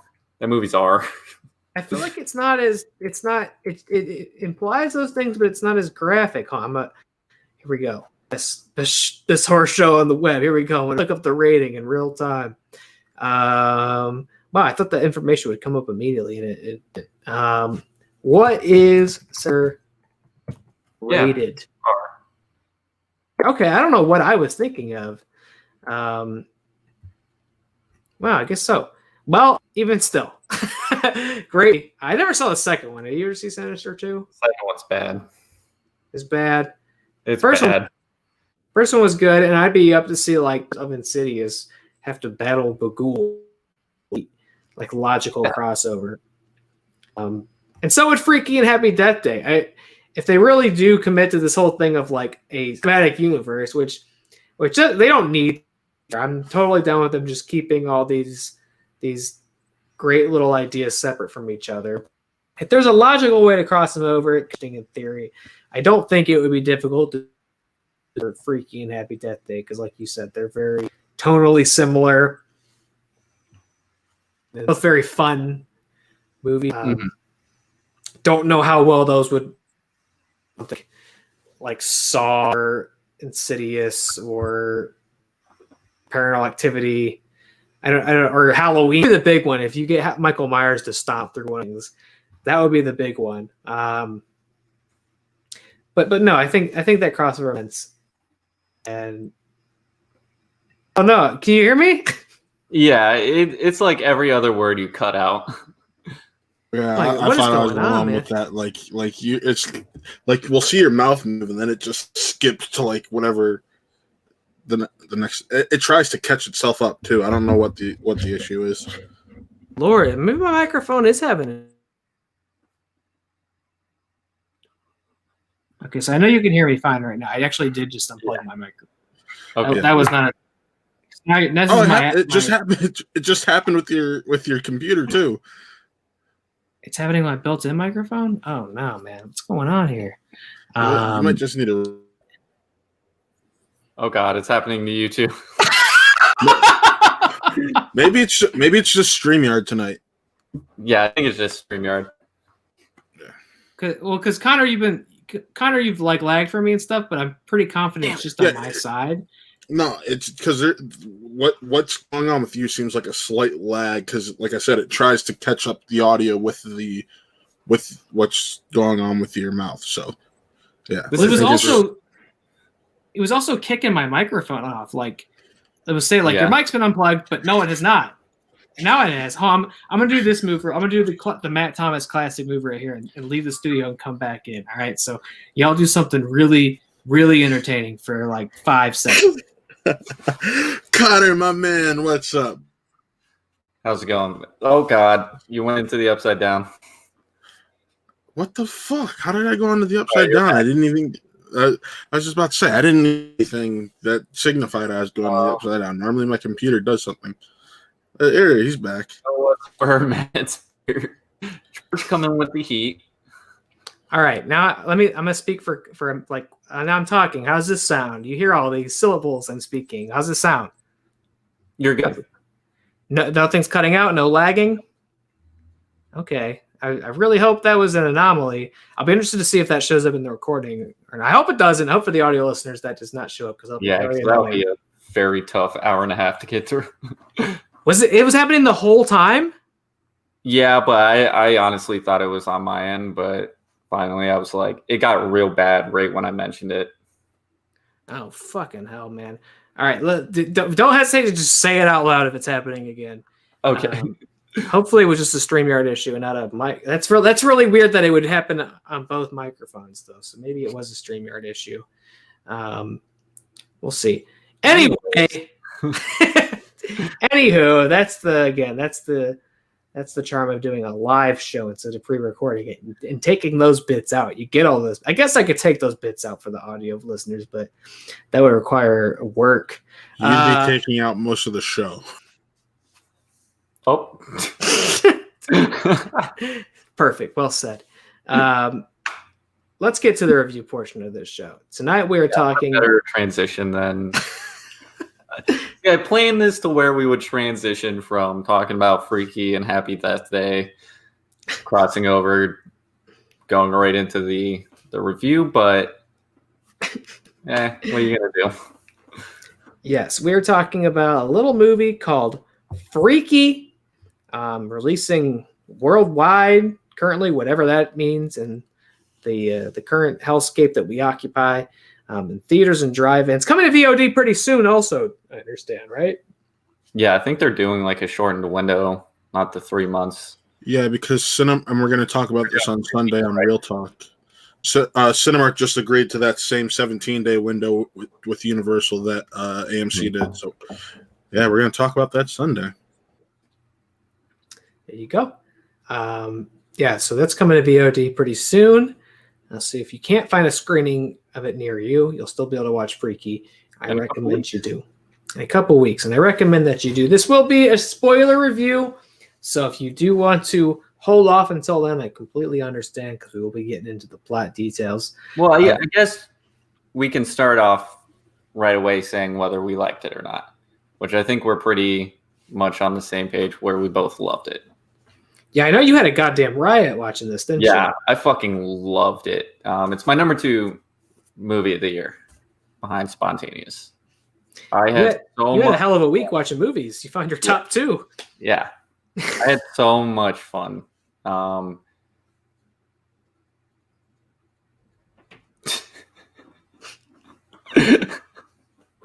What? Yes, George? I believe that Face Forest Tamed is for Matt. Okay. I'm so confused. No, he was throwing heat at Matt's beard right before that. I love this movie. I thought it was so much fun. I laughed. I cringed. I thought it was fantastic.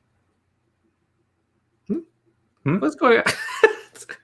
What's going on? I think he's sending a message, but slowly, in his old man way. It's like using a Ouija board. Yeah.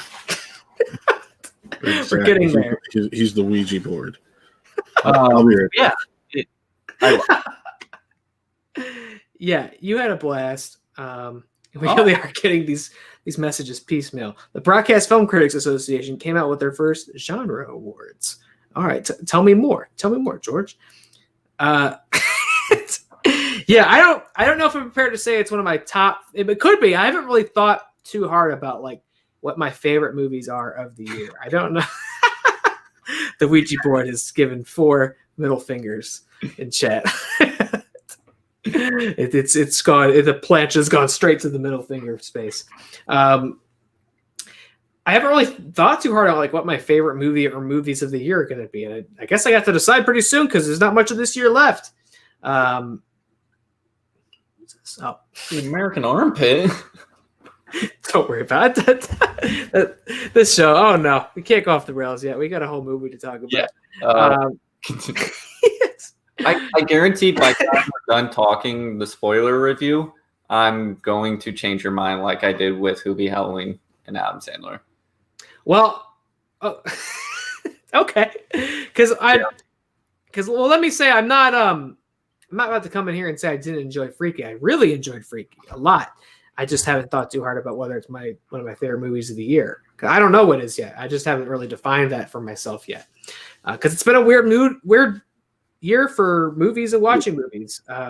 It hasn't been very conventional in that respect. No, Freaky I thought was awesome. I right from the jump, as soon as we were seeing trailers from this, I thought it looked really fun, and it totally lived up to that promise of being a very fun horror comedy that is definitely wearing its horror influence on its sleeve. Yeah. It's and obviously it's a Blumhouse deal. It's coming from again Christopher Landon, who did Happy Death Day, who's becoming one of my favorite like genre directors. Yeah, I guess so. It's great. It's got really great fun performances in it. I really underestimated how gruesome it was going to be. Yeah. It hits you right from the jump and lets you know like this is the level that we're playing on. It was great. It was hilarious. It was gruesome. It was just a fun movie to watch. And definitely, at least I'll say that some of the most fun I've had watching a movie this year, and there've been a lot of them. But no, I dug it a lot. I really enjoyed Freaky. And let's talk. Let's get into spoilers. We'll get into spoilers. Do kick off really violently. with that opening sequence where it's a very classic slasher setup. You know, it kind of like shows like right away it's going to be fun because it throws up that like it was like Tuesday the 10th graphic card. Yeah, basically in like the same font we use. Yeah, I noticed that. I was like, holy shit, we use that font. It's just like like comes up real loud. So right off in the opening seconds, you know exactly what you're getting. Yes. Like the tone, the comedic tone, really. But yeah, right off the bat, it's very bloody. And very kind of like, you know, we talked about Scream in that way of like, or like Cabin in the Woods, where it's like giving you the most cookie cutter, like by the numbers genre trope of like, here's some kids and they're stupid and they want to have sex and do drugs and get drunk and blah, blah, blah. Like they're breaking the rules. And then the slasher comes in and tears them apart. But like, that's what it sets up is like, for all intents and purposes, this is a Halloween movie. This is a Friday the 13th movie that's going to introduce this ridiculous gimmick and cross over with the body swap comedy, which is also a very sort of tired genre, right? Yeah. Which is what Happy Death Day was. And they say it very bluntly in those movies, but it's like, let's do the Groundhog Day, you know, living the same day on repeat over and over again, but let's add the horror element of, you know, you don't restart the day when you go to sleep. You restart the day because you keep getting murdered viciously. And so this is a great riff on the body swap comedy, which is also a very tired subgenre. Got Chris Anthony Lopez in the chat. Just wanted to pop on and say hello. Can't wait for Twilight this weekend, especially now that I can be there the whole time. What? That's an exclusive announcement for me. Anthony Lopez is going to be joining us for 12 hours all day long. Oh my God, this thing gets better and better the more I hear about it. And I'm the one helping schedule it, and I'm being surprised. Love to see it. Can't wait as well, my friend. Can't wait to have you there the whole day. We're going to go on quite a spiritual, emotional journey together. But freaky, yeah. This sequence really sets the bar for how gruesome it's going to get. The fucking wine bottle, man. Oh my God, yeah. Okay, so let's. It kind of sets up. The whole idea of it, you know, it has like it kind of introduces you to the weapon of choice, which is this knife that glows, like the handle glows, and definitely something's wrong with that. It's like a Mayan sacrificial dagger. Yeah. Yeah. The Adula. Yeah, that's right. And yeah, so I mean, we get that, and then we get the wine bottle scene, as you mentioned, which is just fucking vicious. Yeah, the deaths are crazy. Yeah, and this is like in the first 5 minutes. One of the kids goes down and is trying to steal some expensive alcohol, and hears some noises in this dark, damp basement, and gets a wine bottle shoved down his throat, and it fucking bursts, and the shards of the bottle shoot out of his neck. Yeah, it is super gruesome. And I definitely, I knew it was rated R, but like I just kind of took for granted what that was going to mean in this movie. Rated R. Yeah. Because I was thinking of like Happy Death Day, which is PG-13, and could suit Happy Death Day. They could totally work with it, but it doesn't need it. And this also could have totally gone that route and not needed it either. But committing to really making it feel like a R-rated slasher is totally to its benefit. That's what made me go like, oh shit, this is going to be playing on a level that I didn't really anticipate coming in. And it was the same for Jessica too, because like right off the bat, because she knew what it was about, she's seen the trailers, but like that death scene is so nasty that like for the rest of the movie, every time you can always tell like, okay, we're going into a horror sequence. We're going into a slasher sequence here where it's going to get gruesome. She was like cringing out of like, I've never seen her so like, I was so surprised by how affected she was by the violence in this. Because I've seen her watch gory stuff before, you know, but like, I guess just not expecting it made it so much more impactful. because then he's I think that's in part with like the balance in the tonal shifts, because there are like extended like scenes of comedy, and Vince Vaughn will get into that, but God, he's fucking great in this. He's so funny in this. But we'll get into that because we're introduced to him as the serial killer in this opening sequence. The Butcher. Yeah. And we're so used to seeing him in comedies where you kind of forget he's kind of intimidating, like his stature and his size. He's a big guy. And you have him just fucking running through doors. Yeah, it is very, it's very like, again, for all intents and purposes, he may as well be Jason Voorhees. He doesn't have this. Just like fucking burst through that window, that like picture window. When I was like, oh shit, I forgot how big Vince Vaughn was. There's no supernatural element to him as a person. He's just a guy. I guess maybe that places him closer to Michael Myers, kind of. But it's that thing of like, he doesn't run, he walks. You can't get away from him. He always finds you. He's breaking shit open. He's incredibly strong. Like, he's one of those characters. His parents definitely invokes Jason. It's a very simple, just kind of mask over his head. If it was a real like straightforward slasher movie, it'd make you go like, oh my God, it's so derivative and unoriginal. But setting up what the movie's actually going to be, it feels very fun and inspired to do it that way. Of like, we're going to give you a very intense slasher sequence before we and then we're going to take some time before we get back to it to set up the main character and the sort of high school setting and things like that. But this was a fucking wild way to open the movie. I mean, this reminds me of that 2009 Friday the 13th, where it's this like extended opening scene and it fucking takes you on a ride. Yeah. Loved it. Jessica was like cringing and hiding. I was like, nope, this is my shit. And I'm so happy to be watching something this crazy and this intense, especially as a slasher. And then we get to the setup with the young girl. I was been trying to remember it. Catherine Newton. That's it. Catherine Newton, who's the star of this thing. Yeah, who was in Paranormal Activity 4, which was... That's right, yeah. She's also got a recurring role on Supernatural. Oh. Paranormal Activity 4, written by Christopher Landon, so they have a working relationship, which kind of shows in there, because she... And Freaky, because she handles, like, being the, like, serial killer, like, very well. Some of the lines later on in the movie that she delivers, like, I was like, that is something Vince Vaughn would say.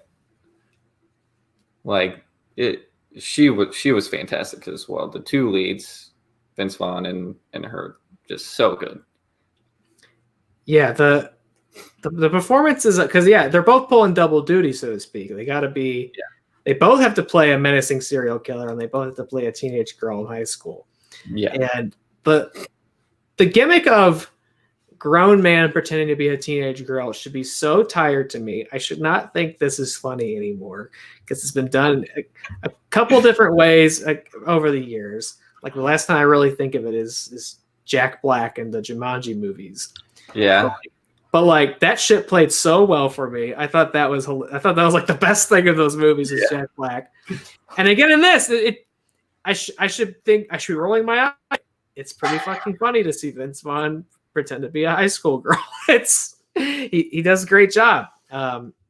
He's super funny. And the flip side of getting to see, Catherine Newton, who is, yes, in real life, a teenage girl. So getting to see her do a slasher horror villain antagonist, like chasing people down with weapons, threatening to kill them, and trying to tap into some like menacing energy. She pulls it off too, to her credit. So seeing people do double duty in this, two great performances leading the film, especially with Vince Vaughn. The recurring bit of him running throughout the movie, running from horror and danger, and doing the most like over the top like girl run with his hands up. He does that the whole movie. They never like say, okay, you've seen the running, but in like every scene he's running away with his hands up like this, and it's super funny. Yeah, that really kept the movie fun, and breaking it up between those like comedy sequences and slasher sequences, it didn't feel like they did it pretty seamlessly. It didn't feel like, okay, here's one movie and here's the other movie and they're happening at the same time. It really felt like a well layered story. And it had some heart to it. The Millie, the main character, who had recently lost her dad, her mother was taking it especially difficult and still mourning and dealing with struggles with addiction and alcoholism as a result of it. Yeah. And which kind of is like the inciting like factor into like how they switch bodies. It's kind of her fault. A little bit. I mean, she showed up on time.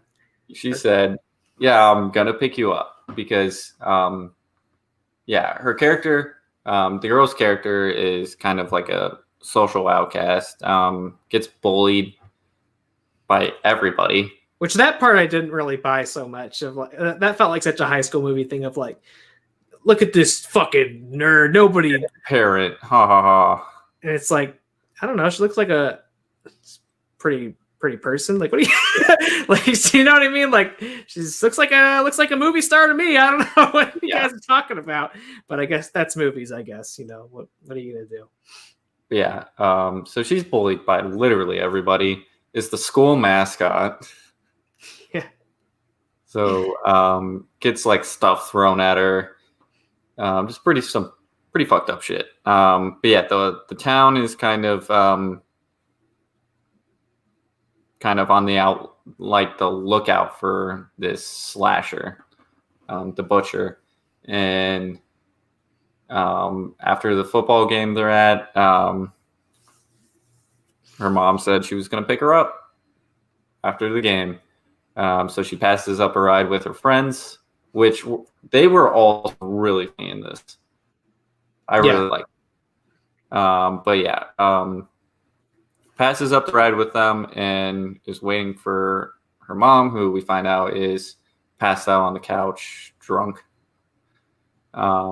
So she never comes, and someone else comes instead, and that's the butcher, who pretty much chases her down into the middle of the field and stabs her. But since he has the kind of sacrificial dagger, Adula, stabs her, but also he gets like a stab wound in the same area. Yeah. And then it cuts to them being switched. And then they wake up in their separate places. So like, this is right when like I started having a lot of fun, and I'm like, I am going to love this movie. Like I can already tell, because Vince Vaughn playing her, waking up in that like warehouse, that is so fucking funny. It's such an over the top like villain base. It's like this shitty trap house, just disgusting with like mannequins and weapons and like dead animals and stuff's hanging from the ceiling. It's like weird art, which like in that setting I'm like gross, but if like Liv made that, I'd be like, this is so fucking cool. Like that head in the toilet. Yeah, it was like mannequin head. And that part made me go like, what is this guy doing like in his off time when he's not being the because like it's like the local legend is like the butcher. Yeah, the butcher like always shows up around like homecoming to like exact his revenge or what. It's like one of those old tired stories. But I wondered like how often did this guy actually come out and kill people, because it feels like they would have probably figured out who he was long before then, or like would have found him or something. So like I wasn't sure. It's probably one of those things you're not supposed to think about too much, but it's like I wasn't sure if he was the actual butcher that was in this like this legend, this local legend in their town, or if like he was a guy showing up and taking advantage of it. I don't know what his deal is, but he's that backstory can be part of a sequel. It could, I suppose.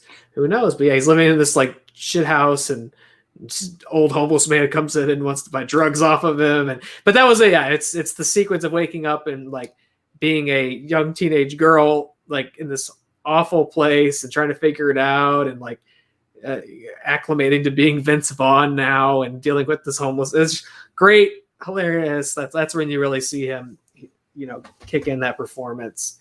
And it's funny how you as an audience member get used to it, and you stop seeing Vince Vaughn being a teenage girl, and you just buy the performance. Yeah. And like you get used to it, and you don't even think of like, oh yeah, it's a grown man now instead of the teenage girl. Like you get so invested in it that it just, and vice versa too. Like with Catherine Newton, it's like you just acclimate to it. And it obviously it's the main joke is those two having to do those performances, but you just start seeing it for what it is. Except, I know this is going all over the place, but where I really like snapped out of it was towards the end with Vince Vaughn in the back of the car. But it's so funny. I just couldn't believe that they went there. You know what I mean? I know. I was like, oh, they're gonna cut the bit short. They went the whole bit. It was like the internal logic is so insane for this like high school hunk kid who she has a crush on. He's like, you know what? I like you so much, I will kiss you as Vince Vaughn. He was like, I did not think they would make it to the end of that scene, so to speak. Yeah. But no, they totally do. They hold on it. And it was like, it's just so fucking outrageous that they actually filmed that, I guess that's what this movie is. I keep going like, I can't believe they went there, even with the violence where it's like, people getting sawed and like the shop teacher getting fucking sawed down the middle all the way. Yeah. That one was really gruesome. Yeah, she's also getting bullied by like teachers. Yeah, everybody's shitting on Millie. Yeah, I forgot about that. I forgot about the shop teacher who is Cameron from Ferris Bueller's Day Off. Oh, yeah. Yeah, I was wondering why that guy looked familiar. Yeah. Well, that's kind of fun that he was like in a sort of another high school movie, of a very like perverse version of a high school movie. But that's fun. And it's kind of cathartic to see, both sides, because also like Vince Vaughn as Millie like is encountering high school bullies and is now this big scary man like intimidating them, and then you also have like all these people who are shitty to Millie, and now she's inhabited by a serial killer who's like, who's got this whole different attitude and lease on life and is being shitty to them and making them feel terrible, if not murdering them. Yeah. Which he does a couple of them, like the cryo chamber and with a chainsaw towards the end. Like, a lot of great gags in the movie. I loved, as first of all, you had that great pivotal scene in any one of these stories where like Millie as Vince Vaughn has to prove to her friends it's really her. So like, saying all those things only she could know. And the chase sequence is so funny with them throwing shit in the high school. She doesn't know her own strength yet, so she's like beating the shit out of them. She like kicks one of them off and they fly on the wall. Yeah, like into the industrial fridge, and like is using like a pan to like kind of block them from throwing stuff, but then like throws the pan and like knocks them down. Like it's so funny because like she's just like moving around but like knocking them. It's such a funny like gag bit that shouldn't work, but it works very well. Yeah, it should be so like cliche because it is. It's like, okay, here's the borderline slapstick, but it works so well like in this movie. Yeah, it's that scene that all these movies have. Like obviously the parallel is Freaky Friday. It's there in the title. It's clearly what they're going for, but also like Rob Schneider's the hot chick. That's like the other immediate example I can think of one of these movies where you have that scene where it's like, okay, he's got to, Rob Schneider or Vince Vaughn have to do like these Rob things. Schneider. Rob Schneider is carrot. Oh, I'm a carrot. They have to have that scene, but like it's super funny to see Vince Vaughn like do the little like mascot cheerleader dance and like their secret handshake and all that, and then like. They don't waste time. Like they just immediately buy it, and we're moving on now. It's like now the rest of the movie gets to happen. Yeah, the ending to that is so funny because they're just like, oh shit, it is. Because she's like, yeah, totally. And like his stance, just like standing like Millie would, I was just like, oh my god, this is so fucking funny. Yeah, he's gold. This is one of those like obviously this is not a performance that like any award show is going to talk about. No one's going to talk about Vince Vaughn and Freaky, but at the end of the year, there are always these performances where I'm like, no, that was one of the best performances of the year. Yeah. I don't care what you say. Like that performance takes me on a journey, and that's him in this. He's brilliant in this. Just so funny. And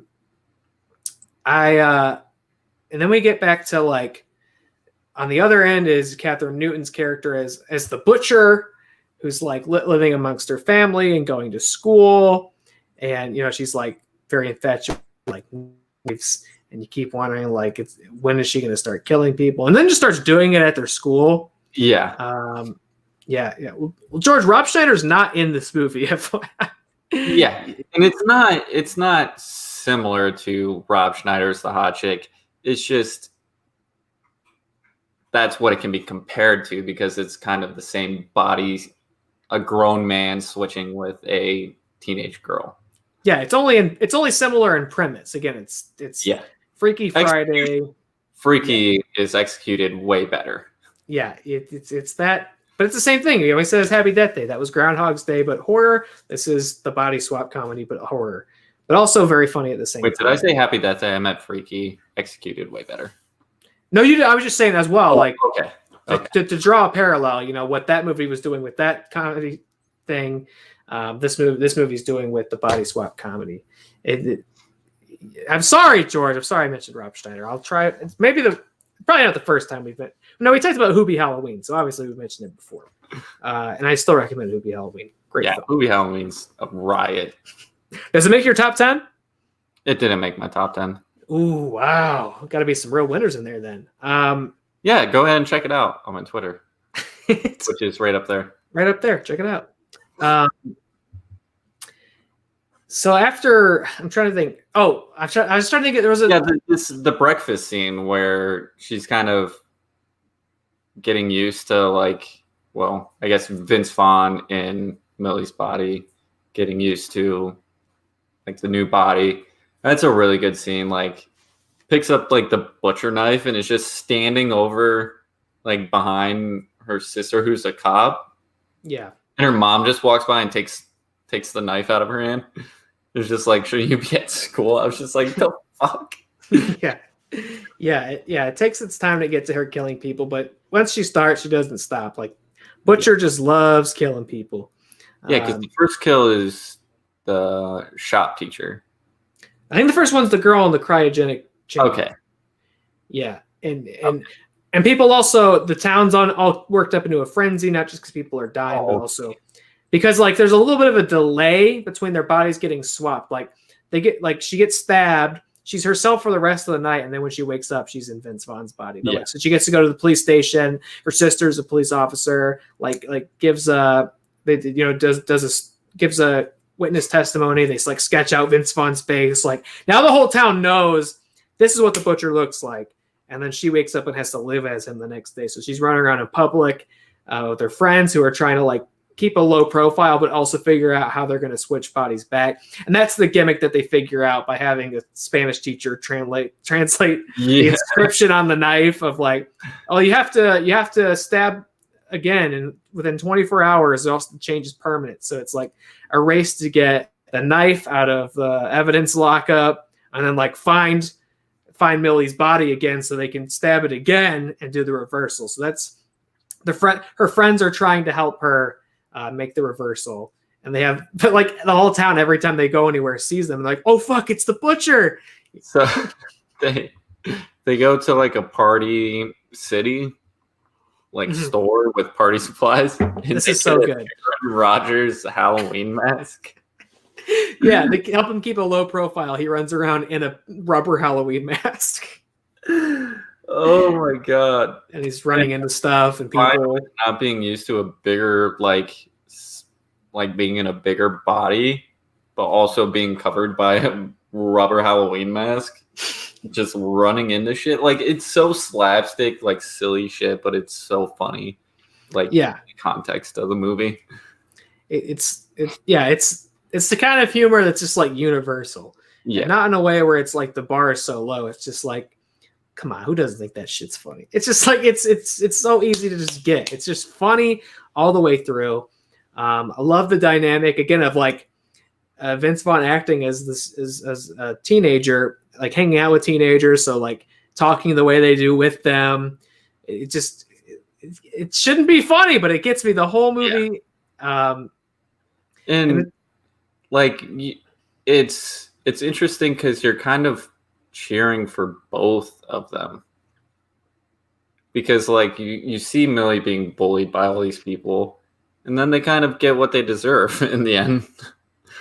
Yeah, that was something that did take me aback a little bit, was like how kind of dark some of those like younger characters get, like the implications of like what they're planning. Yeah, you know, at the party, like it's like, wow, this is deeper than like a high school bully. It's like these are actual like sadists and predators who are like are getting off on the idea of victimizing her. So I was right there with you. Jessica was cringing the whole time because she was the graphic violence was really affecting her. But when you get to that sequence of like of him or her, however you would phrase it, as in this context, picking up the chainsaw and dismembering them, yes. or like the hook from behind the wall coming into his eye and pulling him back. Loved it because that's the flip side adjustment, is the butcher's in this young girl's body. So he's used to being this massive hulking monster, and now he's a lot more vulnerable. He remembers he's still like emotionally and psychologically totally prepared to do what he wants to do. Yeah. But like people hit him and he goes flying. He's not used to getting hit and it mattering. So you see him like getting used to the body. But like, and obviously the thing is like he doesn't want to go back. You know, Millie wants her body back. She doesn't want to be a giant serial killer. And that also like introduces like some really good moments, like when the butcher in Millie's body like screams. She kind of like is walking by the cops and then realizes, oh shit, I'm in like a different body. The cops walk right by me, and then they like confront each other in the hallway. She's like, oh yeah, I'm in this body. I'm just gonna scream. Yeah, everybody's on my side now automatically, because the jig's up now, because the whole town knows what he looks like. So it's like he goes back in the body. You know, he can't just. I don't know like what his lifestyle is. Like if one day out of the year he becomes Michael Myers, then he goes back to his job and like his house or whatever. But like if he can't go to that because people know what he looks like. So it's like this is his get out of jail free card to keep doing what he does. Although he's also still very reckless. You know, he's not worried about keeping. Yeah, he doesn't want to keep a low profile or like hide out. Like he's right back to killing people very publicly without like covering it up at all. But again, to Catherine, it gets like really fucked up though. Like at the arcade type place, when kind of introduces how shitty these like jocks are. He's like trying to get with her, and she just like whispers in his ear. Because he touches her, he gropes. Yeah, her. He gropes her leg, and then she says, "Fuck, what was it?" It's like your touch makes my pussy drier than sandpaper. Yeah. I was like, what? Yeah. You have this just terrible man occupying this girl's body. So like she's saying this stuff that makes you just like, whoa, holy shit. Just very, very dark and confident and sinister. And then calls Millie in Vince Vaughn's body, just straight up calls her a cunt. Yeah. It's a very raunchy film, so to speak. It's definitely not pulling any punches. And for Catherine Newton, you mentioned one of the scenes in the high school. Again, she's giving this sort of layered performance of like pretending to be acting as a grown serial killer man housed in a young girl's body, and then also beyond that at times has to be that character pretending to be a young girl, like when she's screaming for help in the high school, or when they've tied her up in the chair and she's like pleading with her childhood crush, like it's me, let me out, come on, Booker, like it's Booker. Booker. And Vince Vaughn's like, come on, it's me, come on. Like I put the poem in your locker. Come on. It's such a funny back and forth. Because that's the other element too. We mentioned in the back of the car is that they bring in Millie's like high school crush, like she doesn't have the confidence to talk to him. Knocking him out like to begin with at that arcade that I was talking about. Yeah. The butcher or Millie in the butcher's body like just punches him in the chest and knocks him out. Yeah. And then carries him back to her friend's house. And that scene is so funny. Like Vince Vaughn, like, Booker, right here. Booker, listen to me. Yeah. And because she doesn't have, as herself, she doesn't have the confidence to really approach him. That's the thing. She leaves a poem in his locker, but never tells him it was her.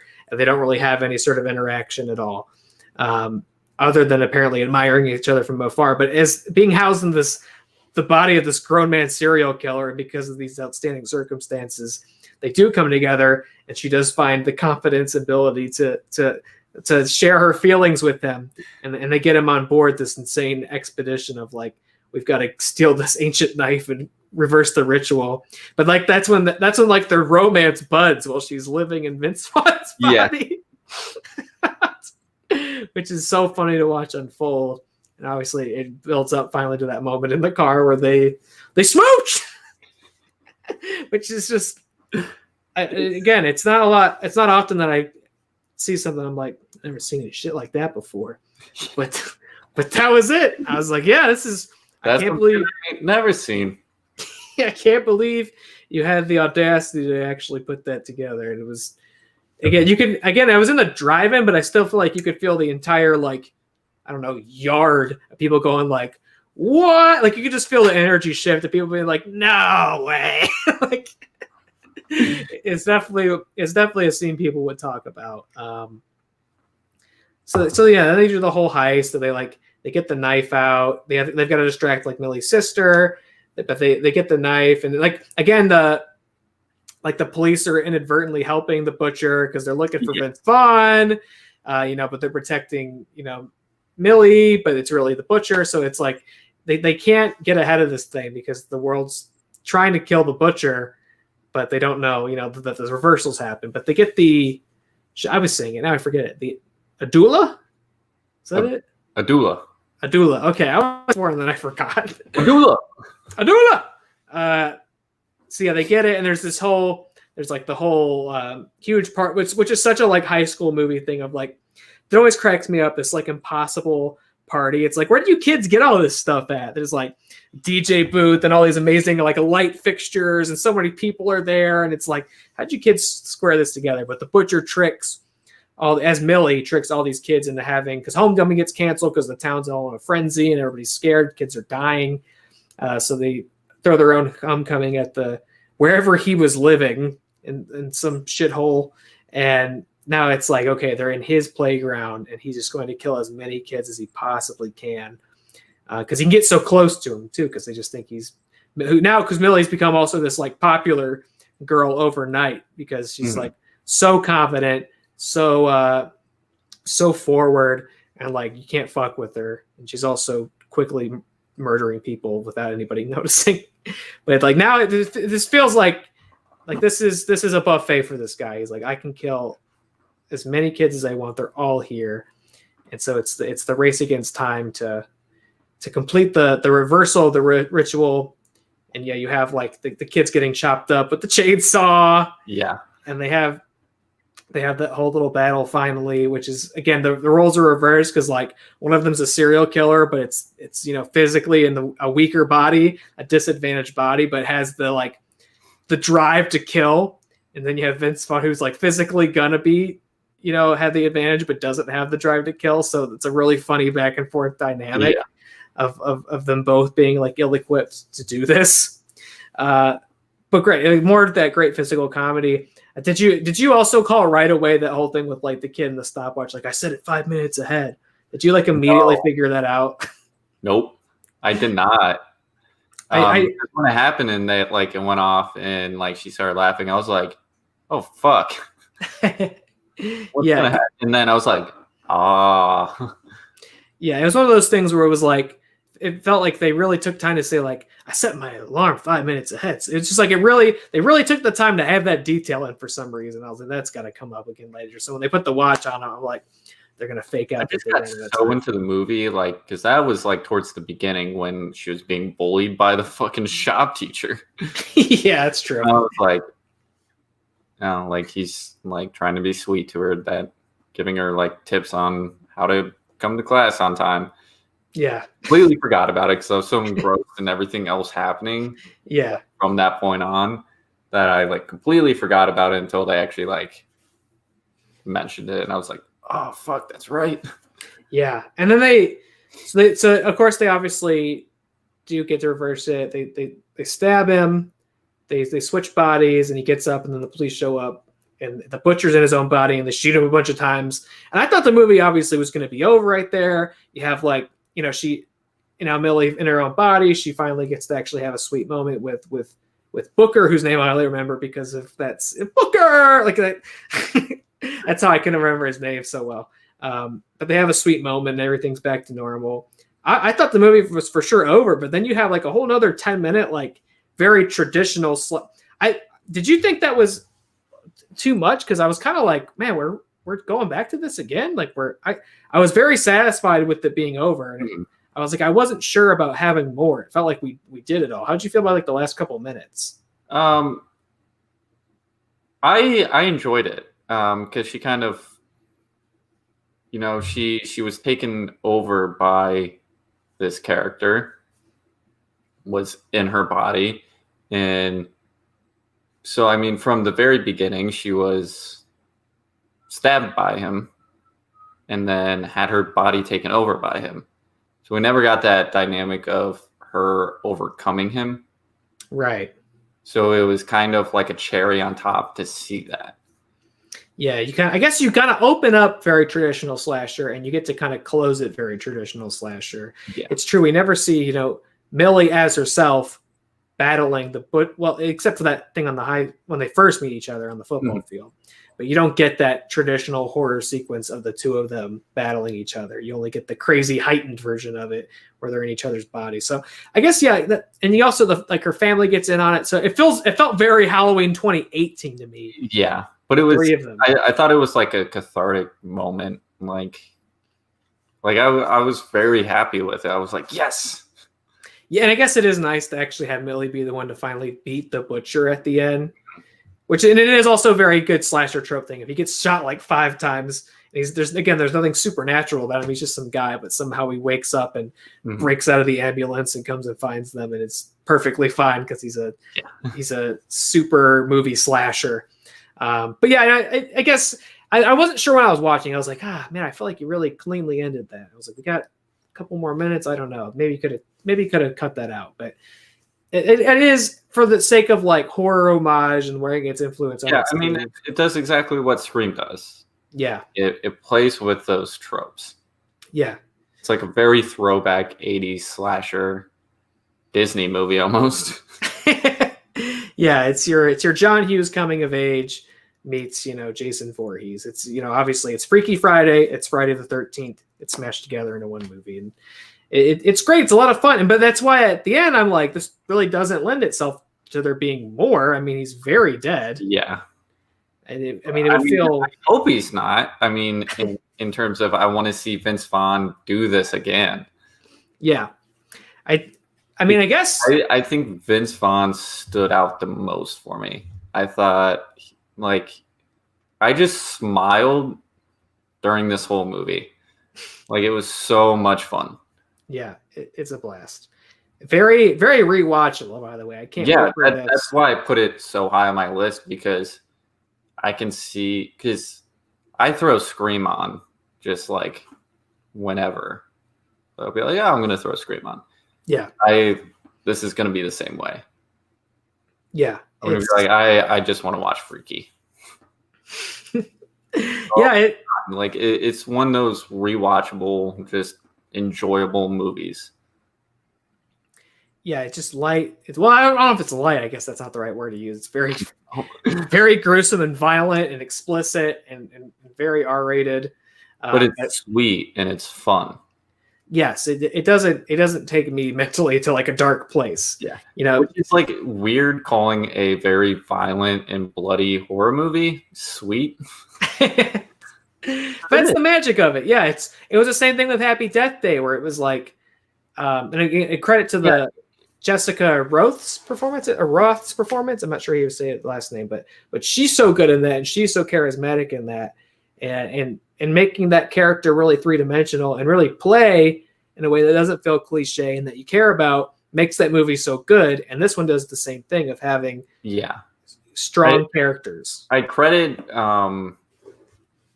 Christopher Landon with those very heartfelt moments, because this and Happy Death Day both have that very like dramatic, heartfelt moment between the kid and the parent. Yeah. In this one, you have Millie in the butcher's body at her work, like in the dressing room, which is like such a good scene, but very sweet and heartfelt. Them finally connecting and talking about their feelings, and I was like, wow, like this is a very sweet moment. And Happy Death Day has the same moment when she it's true. Like, I guess it's this, or it's both Happy Death Day movies. Finally, like, goes to the dinner with her dad and like talks about their feelings, and then in the second one where she goes to different timelines. Where her mom's still alive, right? Yeah, and has that very sweet and heartfelt moment there. So Christopher Landon's very good at putting those in these like high concept genre movies. Yeah, it's like, here's this character who's on a very negative trajectory for them. They're dealing with some sort of trauma, and introduce these crazy heightened elements into their lives where everything gets thrown up in the air and they go on this crazy adventure. And by the end of it, yes, they did have to die, 100 times and figure out who their killer was. Yes, they did swap bodies and have to go on this bizarre adventure. But by the end of it, when things return back to normal, they've learned so much and changed so much that their life actually miraculously is better for all those things having happened. Yeah, that's definitely a sort of base way to look at those two movies. So he's very good at that. Whatever you would call that, he's very good at that. And making these emotionally resonant movies, but they're also very funny, but do have great horror sequences.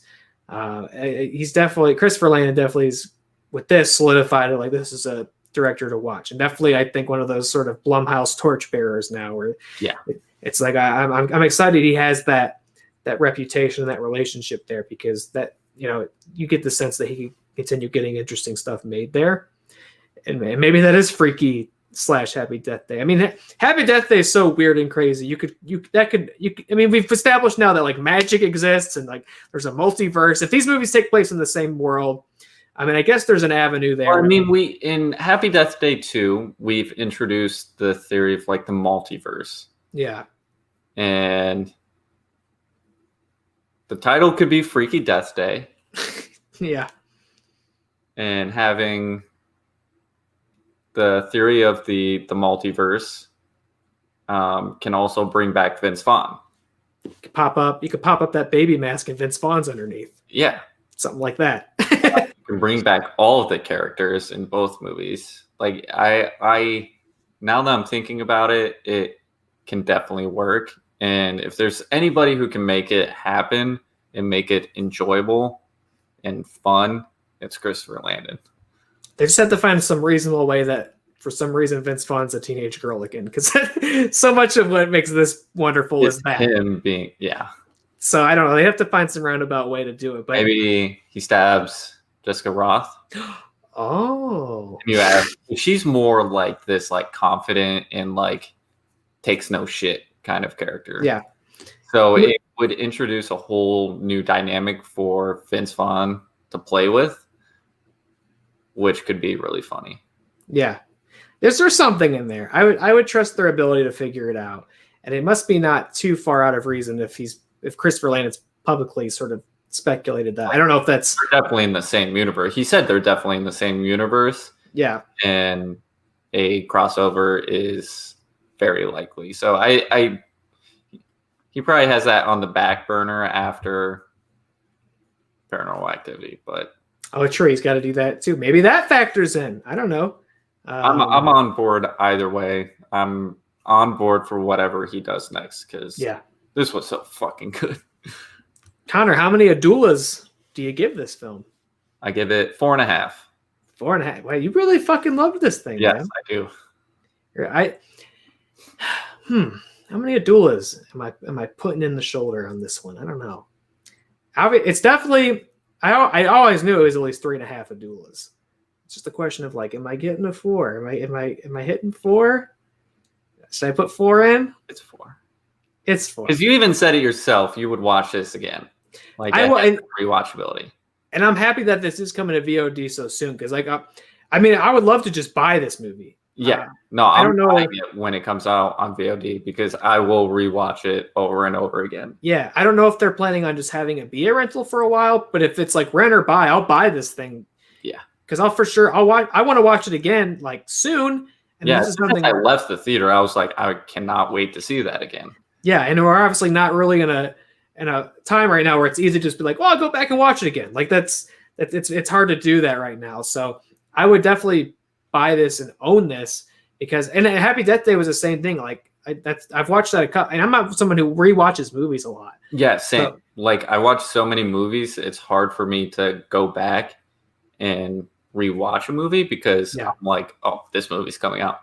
So like Happy Death Day is the same way. I've seen both of them so many times because they have that rewatchability and freaky. Like I'll be doing triple features of all 3 of those movies. Yeah. Often. Yeah. This movie was a blast. I can't wait to watch it again. Obviously, if it wasn't apparent by now, we recommend this movie. So what is it? How many Adulas? It's 4 Adulas. Yeah. We'll see. I don't know. Like I said, I haven't decided like what my definitive top 10 list is. That's fine. We'll get there. I do normally make a top 10 list. It may be in not any certain order, but I will definitely make a top 10 list. So we'll see what gets there. I really don't know right now what that list looks like. I've got some ideas, but I don't know for sure what it looks like. Obviously going to be a lot of horror on that list this year. That's made up because that's all we've been watching, honestly.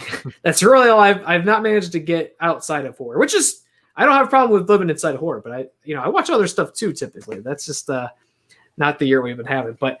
It'll definitely be a horror-oriented top 10. And in that respect, I mean, it's not unreasonable to think that Freaky could end up on that list. So we'll see. We'll find out. But that's a conversation for another time. We've got another month or so to ride this godforsaken, wretched year out. So we'll see what happens. That's been tonight's show. Next Thursday, for Really Scared. No, not next Thursday. Next Friday. Correct? Yeah. Next Thursday is actually Thanksgiving. Hadn't even thought about that when I was mapping out the schedule. So we're not interested in doing a show on Thanksgiving. I don't know what the Ghouls and Goblins at Home are doing for Thanksgiving.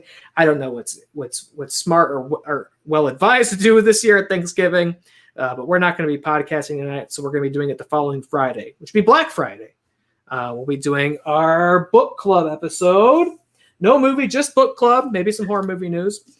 But we're talking slashers. We got a slasher book. Clown in a Cornfield by Adam Cesare.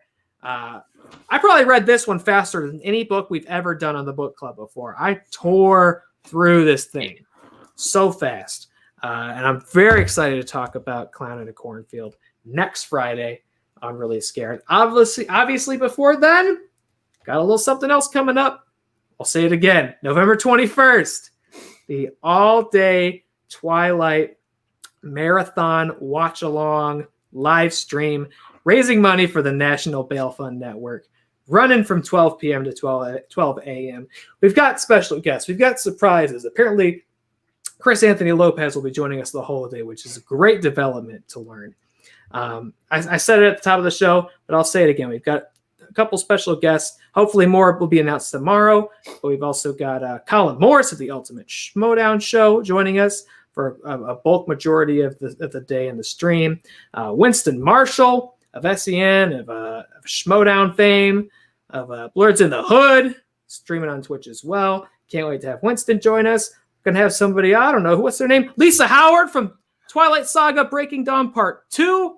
We got vampires on our stream. I'm so excited that Lisa's going to be joining us. That's so fucking cool. She'll be joining us towards the end of the night for Breaking Dawn Part 2, naturally. It's so cool to have Lisa on. What a great opportunity.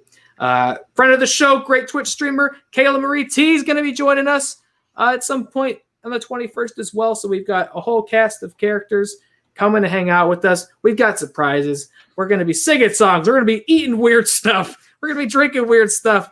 We're going to be reading some strange fan fiction, perhaps. I don't know. We got lots of surprises lined up all throughout the day to keep the 12-hour Twilight Marathon entertaining, interesting, and just a wild ride. Of course, raising money for the National Bail Fund Network. Going to be so awesome. Can't wait. Yes, Matt? Tonight of all nights, y'all couldn't put aside your bias. How could you not mention that a show that is horror-based for 15 years had its series finale tonight? I didn't series even know that. finale. I didn't know that. We've been over this on this show. I have not watched Supernatural. I know, but you could have at least been like, Supernatural has your series finale. I just got to give you guys a hard time because that show's meant a lot to me. That show's 15 years. 15 years of horror content. Did you watch it? I'm on season and a half behind because I got caught up when I started school again. That's one of the shows. I can still wax poetic. I can still wax poetic about it because the part that's also a show I watch with Jen, and our schedules are so busy it's hard to keep up on it. But 15 years, just you got to give Supernatural some love on a horror show, even if you haven't watched it, even if you don't like it. You got to show respect for 15 years of content and hard work and everything those guys did. Cheers to them. Cheers to you, Supernatural. It's 15 strong years. Yeah, using the Supernatural glass too.